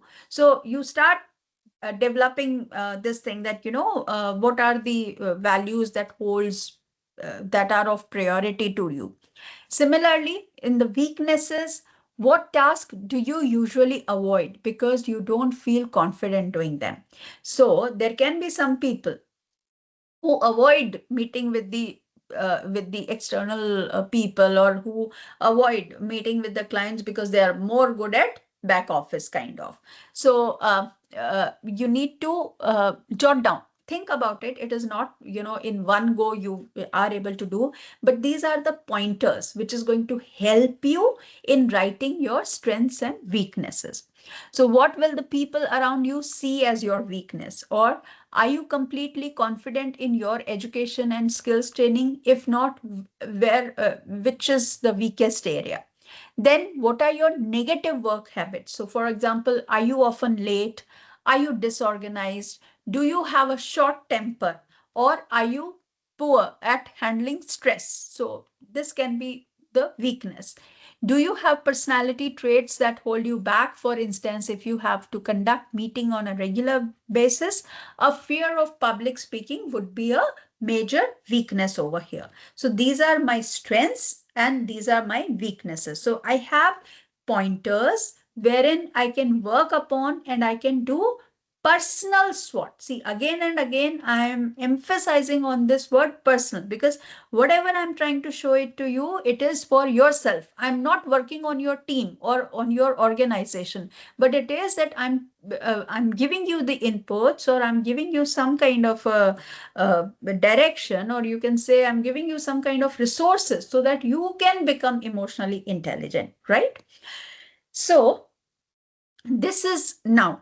if you know about it clearly, you know your strengths and weaknesses, it will be easier for you to pick up any emotional intelligence competency. So these are the four domains that you are going to find over here, like, broadly four domains. So my empathy and motivation will come under this only. So, sorry, empathy will come under social awareness, and my motivation is going to come up in this relationship management. So self-awareness, it is self-awareness, self-management, social awareness, and relationship management. These are the four domains. And in these four domains, this is the competency. So emotional self-awareness, you should be aware about your emotions. Emotional self-control, don't be impulsive. Adaptability, it is the flexibility. Flexibility does not mean that you will twist and turn every time, but it is that as per the requirement, as per the market needs, you are adaptable. And you know that there are many companies who have the companies have failed. So we are individuals if we don't adapt to ourselves. So if I'm working on my strengths, basically I'm adapting myself, right? I'm becoming adaptable. I'm trying to figure out the opportunities. I'm trying to develop my strength. What does this show? That I try to become adaptable only. Then achievement orientation, that is result orientation, and positive outlook, that you start seeing the positive, develop the positive outlook, optimism, you can say. So social awareness mein empathy, you all are aware of it, and organizational awareness also, that, in my organization, what is that is lacking, or what may be in requirement. So you start doing your certification, or you start doing some courses accordingly. So that means that this is what will be in demand in your organization, and you have already done that, so you can easily excel in your organization.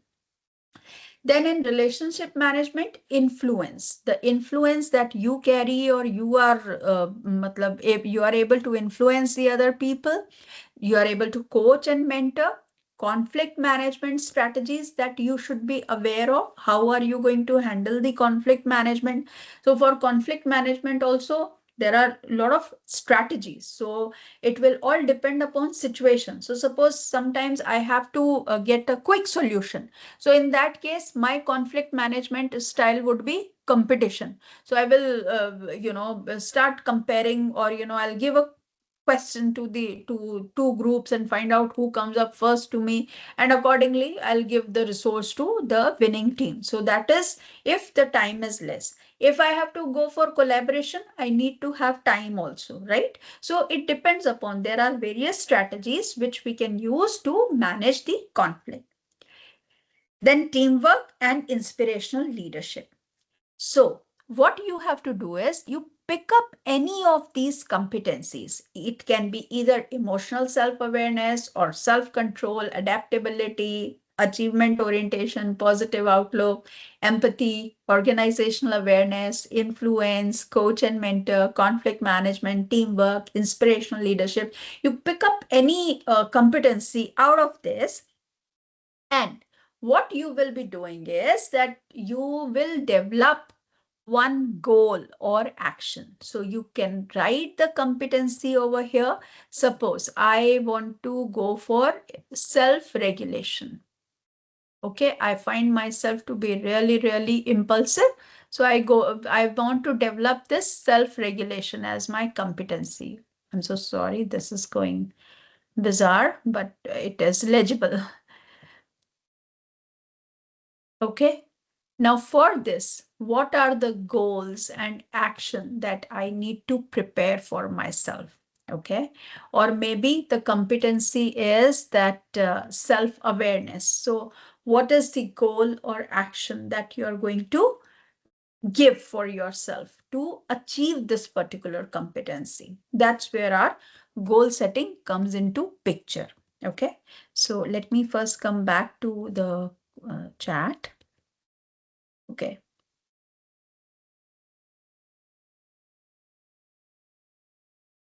Okay, so I have a question from Arindam. If you want to work on this competency, you can work. I'm just answering Arindam's question.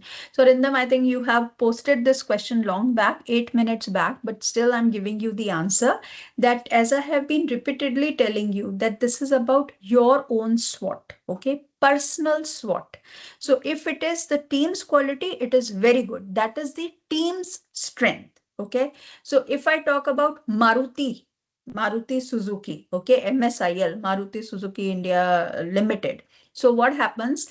Their strength is the delivery partners or the network of delivery that they have come up with, delivery points that they have come up with. So I'm sure you must have also seen that advertisement ki you will not find anything but you will find Maruti's service center, right? So I'm sure that you remember that particular advertisement. So that is the strength of the organization. That is not your personal strength. Maybe you are good at that, but what happens that if you have to stand out, how would you do that? I mean, in your team, if everyone has the same level of competency, then how would you stand out? How it will become your strength?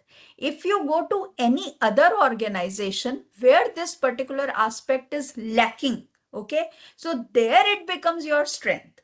But in your organization, as what you have put up over here, that they have similar competencies. So organizations want that their teams should be strengthened. So there are companies like, as I have given you the example of Maruti, or if you talk about like Accenture, so they are very good at their HR services. If you talk about Cipla, then their supply chain management is too good. Like everyone talks about it. If you talk about Apple, then their innovation is something which everyone talks about. So these are the strengths that the company has, or you can say the organization has, or their team has. But if I talk about your own strength, you will not be able to stand out within in that team. But if you go to another organization where this thing is lacking, so generally what happens that during headhunting or poaching, you can say, which is although a negative activity, but still people do, so that is okay. So uh, these recruiters, they try to find out that this is something which is lacking in my organization, and if I pick up this person from that organization which is known for it, so what happens that I'm going to bring a resource in my organization, and you also know that this is what is the situation, so you can negotiate, and you have your edge over there till the time their team becomes at par with you. SWOT is, yes, it is strength, because SWOT is not just that how you stand out from others. I have given you for standing out from others. It is the strength part that you have to work upon. It is actually the self-awareness. As see, go with the acronym na: strength, weakness, opportunity, and threat.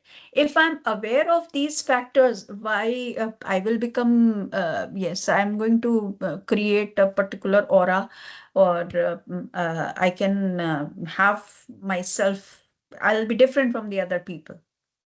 Yes, yes, Jagvinder, you can take number of goals, but you need to have a different planning for all the competencies, right?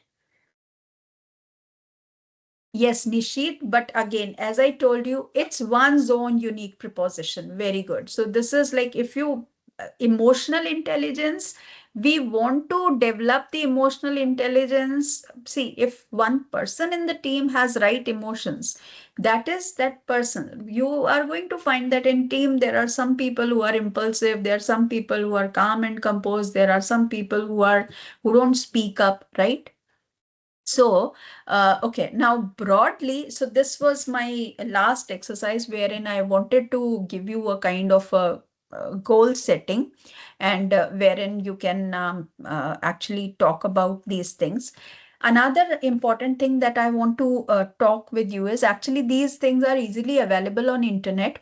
So the most important thing is that if you are able to name your emotion, label your emotion, okay, then it is going to be really good. So the power of naming your emotion is that, sometimes it so happen. So, for example, we take this particular emotional wheel. So what happens that I take this particular emotion angry. Okay. Now you say that I'm angry. Now try to find out that why you are feeling angry. Is it because that someone has let you down? Is it because someone has humiliated you or you yourself have found that humiliation? Something that is bitter. Someone has gotten mad on you. You become aggressive. You become frustrated. You're distant to certain things. That is why you are angry. Uh, or someone has become critical of you. Now, if someone has let you down, what is the reason for it? Is it because of the betrayal or resentfulness? Then, if you find that you have found, if you think that you are humiliated, why? Has somebody disrespected you or has somebody ridiculed you?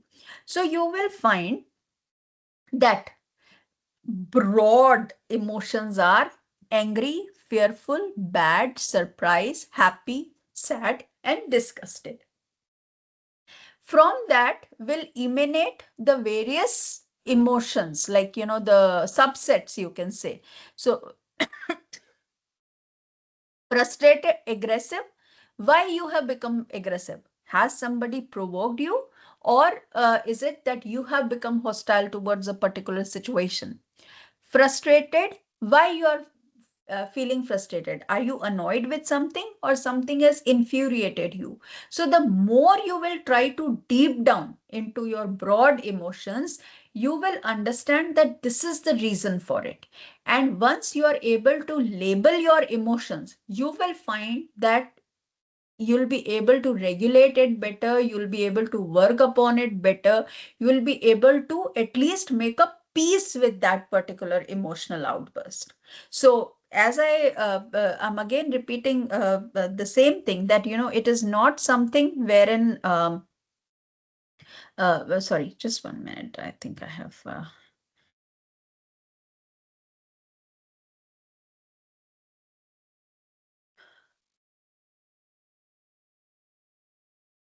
I'm so sorry, I just clicked on that. Okay, so you can see the emotional wheel now.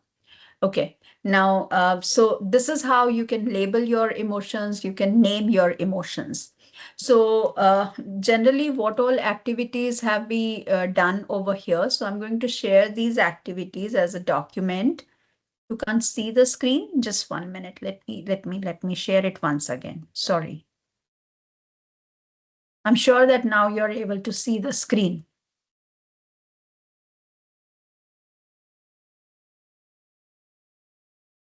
Okay. Now, although we just have 1 or 2 minutes left, but I'm open to your questions. So if I have to, just 1 minute, okay? Let me first, conclude the session. So we have discussed majorly about self-awareness as a particular component of emotional intelligence, because if you become aware about yourself, there are other things that we can work upon. So if we are aware about our emotions, we can regulate our emotions, we can be motivated, we can empathize with others, we can develop our social skills. So we have worked upon the self-awareness part, and the more we become aware about ourselves, see, it can also have the more you become aware about yourself, you might feel bad because you will be exposed to certain things which you may not like. Okay, but again, I'm saying that it is completely fine. Becoming aware is important, and then you start working on it, right? So when you start working on it, you will find that things will fall align. Okay, so we have worked upon the self-awareness component. Then we did the self-assessment of emotional intelligence. We have tried to find out that in the various categories, where do we fall? Okay, and you have the scoring with you. So once you have the scoring with you, you know that what are the areas that you need to improve upon, right? Then we did a small case to understand the rationalization of emotions.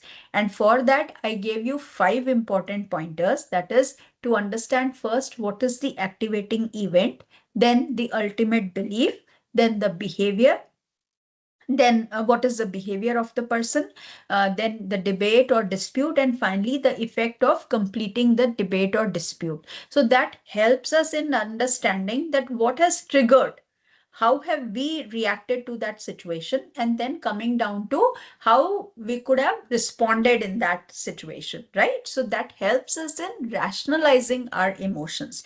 So you can also think of a particular situation wherein you have displayed some emotions which now you regret, or you say that that was not the right thing or so. So you can start contemplating on the basis of the 5 points that I have given to you. After that, we did this SWOT, personal SWOT. So there have been many questions, there have been many queries about what is, how do you take it as the strength, or this should be a strength. But as I told you, that SWOT can be done at the individual level, at the team level, at the organizations level.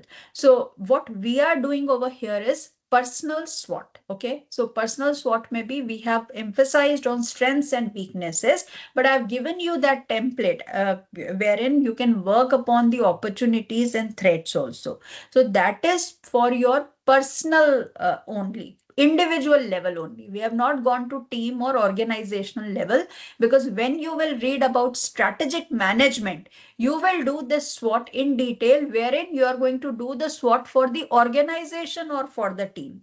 So just like we are taking the example of Maruti or Cipla or Accenture or so. So why we are taking it? Because we have done the organizational SWOT. Individual ka to it is not, I mean, you have to do it at the individual level only. So you have to do the SWOT for yourself, right? So it cannot be taken to the organizational level. Right. So that's the SWOT thing that we have done. And then as a, what you can say, the concluding note or a advice from my side, I have told you to label your emotions. And for that, you can go with that emotional wheel. So for emotional wheel, we will move from inside to outside, right? So we will take a broad emotion, and basis that we will move on the different subsets, or you will find out that what is the reason.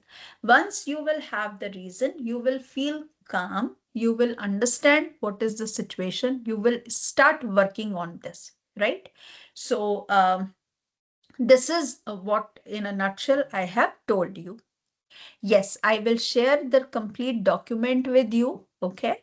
And if you want, we can also have a another session, but that will depend upon the time and all that. Now that you have started with the course, I'm sure that you have liked the session, and you understand that this is what is the pedagogy generally we adopt depending upon the subject, wherein for the live sessions we give a lot of opportunity to you to interact with the faculty, right? And all these resources will be shared with you. Okay, now let me take the questions one by one. Will we get a certificate for this course? To my understanding, I mean, I will leave it, I will just ask the authorities and I will let you know, although it is a part of our value added component, value added workshop. So I'm sure that there will be some kind of recognition that you are going to get from our side. Yes, I'll be sharing the worksheets and everything, Renu. So Vineet, I have already answered this, that we'll be at least sending some kind of appreciation to you. So don't worry about that.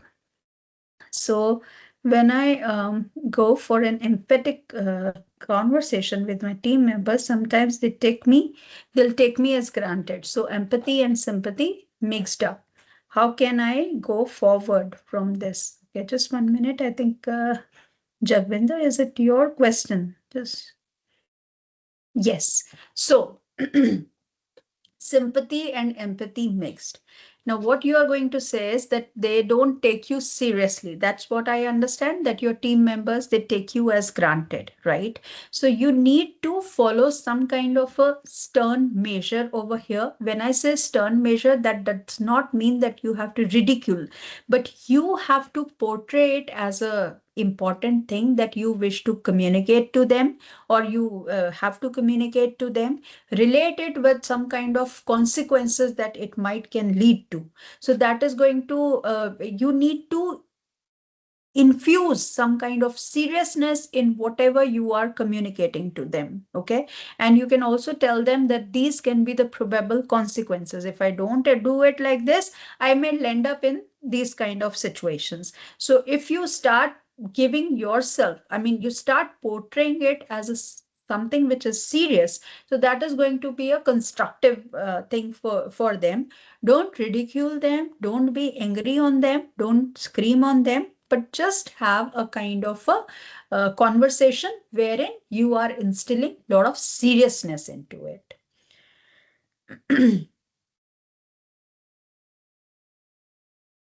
Oh, sure. But Sandeep, I think so. Jagvinder, I'm sure you're. I mean, if there is anything you wish to take forward, then please let me know or write it in the chat. I'm now answering Sandeep's question that please share the summary of the content to be discussed. Yes, definitely we are going to share this. I mean, I'll try to work upon this, that we share the summary, but the objectives were clearly given to you earlier, that these will be the pointers for discussion. Otherwise, generally what happens that during workshop, like, till yesterday night, I was trying to put something in the PPT. Just last moment, I thought of making it more interactive by using word cloud class point over here, but many of you could not access to that. So I completely understand that. So it is that whatever we have, we can I'll try to give a summary, or a summary of such type of workshop. Okay, then PPT, yes. Okay, okay. Okay, then Vanshita, how to deal with people who always find our mistakes but try to hide their mistakes. Okay, now if they're trying to show your mistakes to you, first is that try to understand, is it really your weakness? If it is not your weakness, if it is not your mistake, so you can politely always say that this is what is the consequence. So, I mean, or this has been the precedent, and that shows that it is. See, sometimes what happens that we ourselves want to cover our mistakes. So it's okay. We need to understand our mistakes first. Okay, and when you start recognizing your mistakes, it is good for you. If they are hiding their mistakes, that is their problem. Don't worry about that. You work on your strength.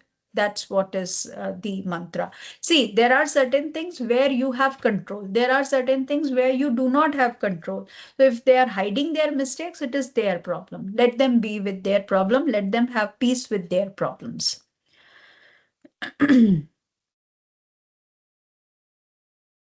Sorry, Manoj, please share the option, like the option for.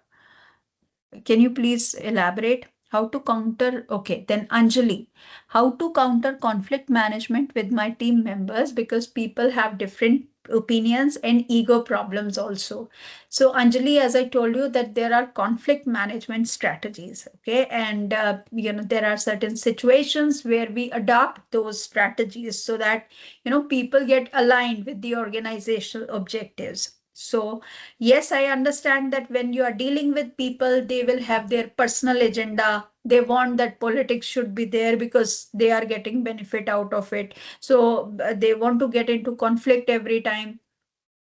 So there are different ways with which we can manage the conflict. There are different strategies, but it is going to take really long. So for this conflict management, as of now, I will request you to first introspect, that be aware about what is happening. Okay, well, self-aware about what is happening with you, and then try to improve upon that, because conflict management will go in a the content is bit different from what it is. So if you regulate your emotions, you will not land up into conflict management. But for the conflict that is already existing, you have to work upon the emotional intelligence of those people also, right? Okay, I'll share my email ID. WhatsApp group, I don't know because I'm going to take the attendance of this particular session, and then I'll be sharing the worksheet, or these worksheets will be made available to the people who have attended it, right? Because if you want to get certified for this, or if you want any kind of recognition, then you should have been attending the session also, right? So WhatsApp group, Nisha, I'm not sure whether we'll be sharing it over there, the worksheets, but definitely you are going to get the content, all those who have attended the session.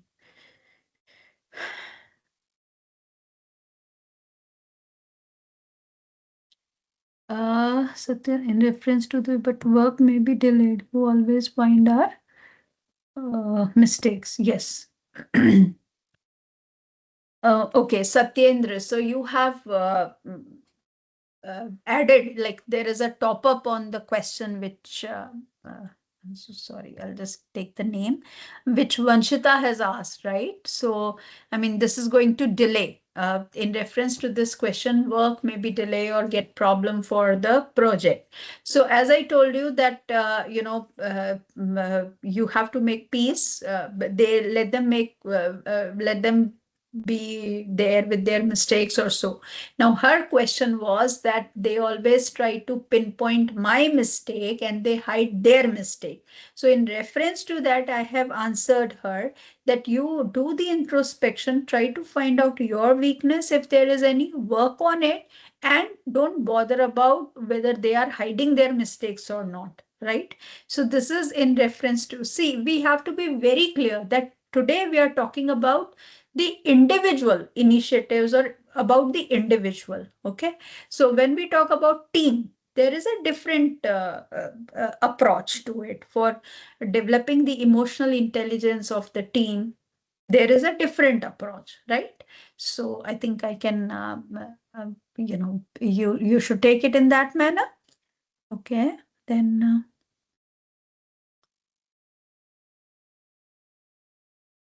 Nishit, the correlation between foundational values and behaviors, emotion. Can we touch upon it if there is? Sure, Nishit, I'll try to, I mean, if there is any session, other session for this particular workshop, we will take it forward. So very right, foundational values and behaviors that influence actions demonstrating emotional intelligence. So just, once I'm through with all these questions, I'll give you that personal values worksheet kind of. I'll give the link over here in the chat only, and you can relate it with the foundational values, or you can say personal values, and now you have a fair idea of emotional intelligence. Why I'm saying fair idea? Because you understand now that this is what is emotional intelligence, these are the uh, components of emotional intelligence, and these are the competencies required for emotional intelligence. So you have a fair idea about emotional intelligence. Now I'll give you those that worksheet, so you will be able to correlate it much better. Okay, and definitely if there is any other session plan, you are going to get um, the intimation for that. Okay. Great. Thank you so much for the great feedback that you have given. And I'm really glad that you all have liked the session. Again, I'm sharing my email ID over here.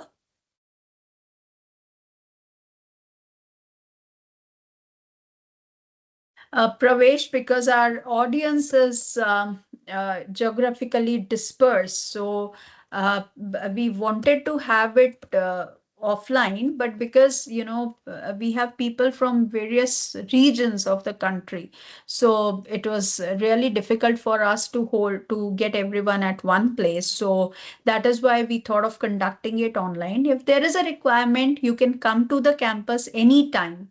Okay, another thing is that we have a great one-to-one interaction which happens every Wednesday. So that is a faculty connect session. Okay, you just have to go to your SIS, book an appointment with the faculty you wish to, interact with one-on-one. So you can get in touch with that faculty. The faculty will come online. Um, and you can have one-to-one interaction. If you wish to visit our campus at any point of time, we are here. You can come Monday to Friday, any day. Okay. Just one more minute. I'll share that link for. See, I have so much of content, but I could not do it over here. So I'll try to give you as. Um, I'll try to give to you, right? So this is the one, I think Nishit, for you, this is a kind of sheet of personal values. Okay. So if you're aware of your personal values, you'll be able to make yourself emotionally intelligent, right? Okay, so thank you everyone. I've given you the resource for this, and this resource you are going to get soon. Probably by Monday, it will be there in your LMS, or it will be there via email, right? I'm also sharing my email ID once again. So for any query, you can write it to me related to this workshop. Thank you. Thank you, everyone.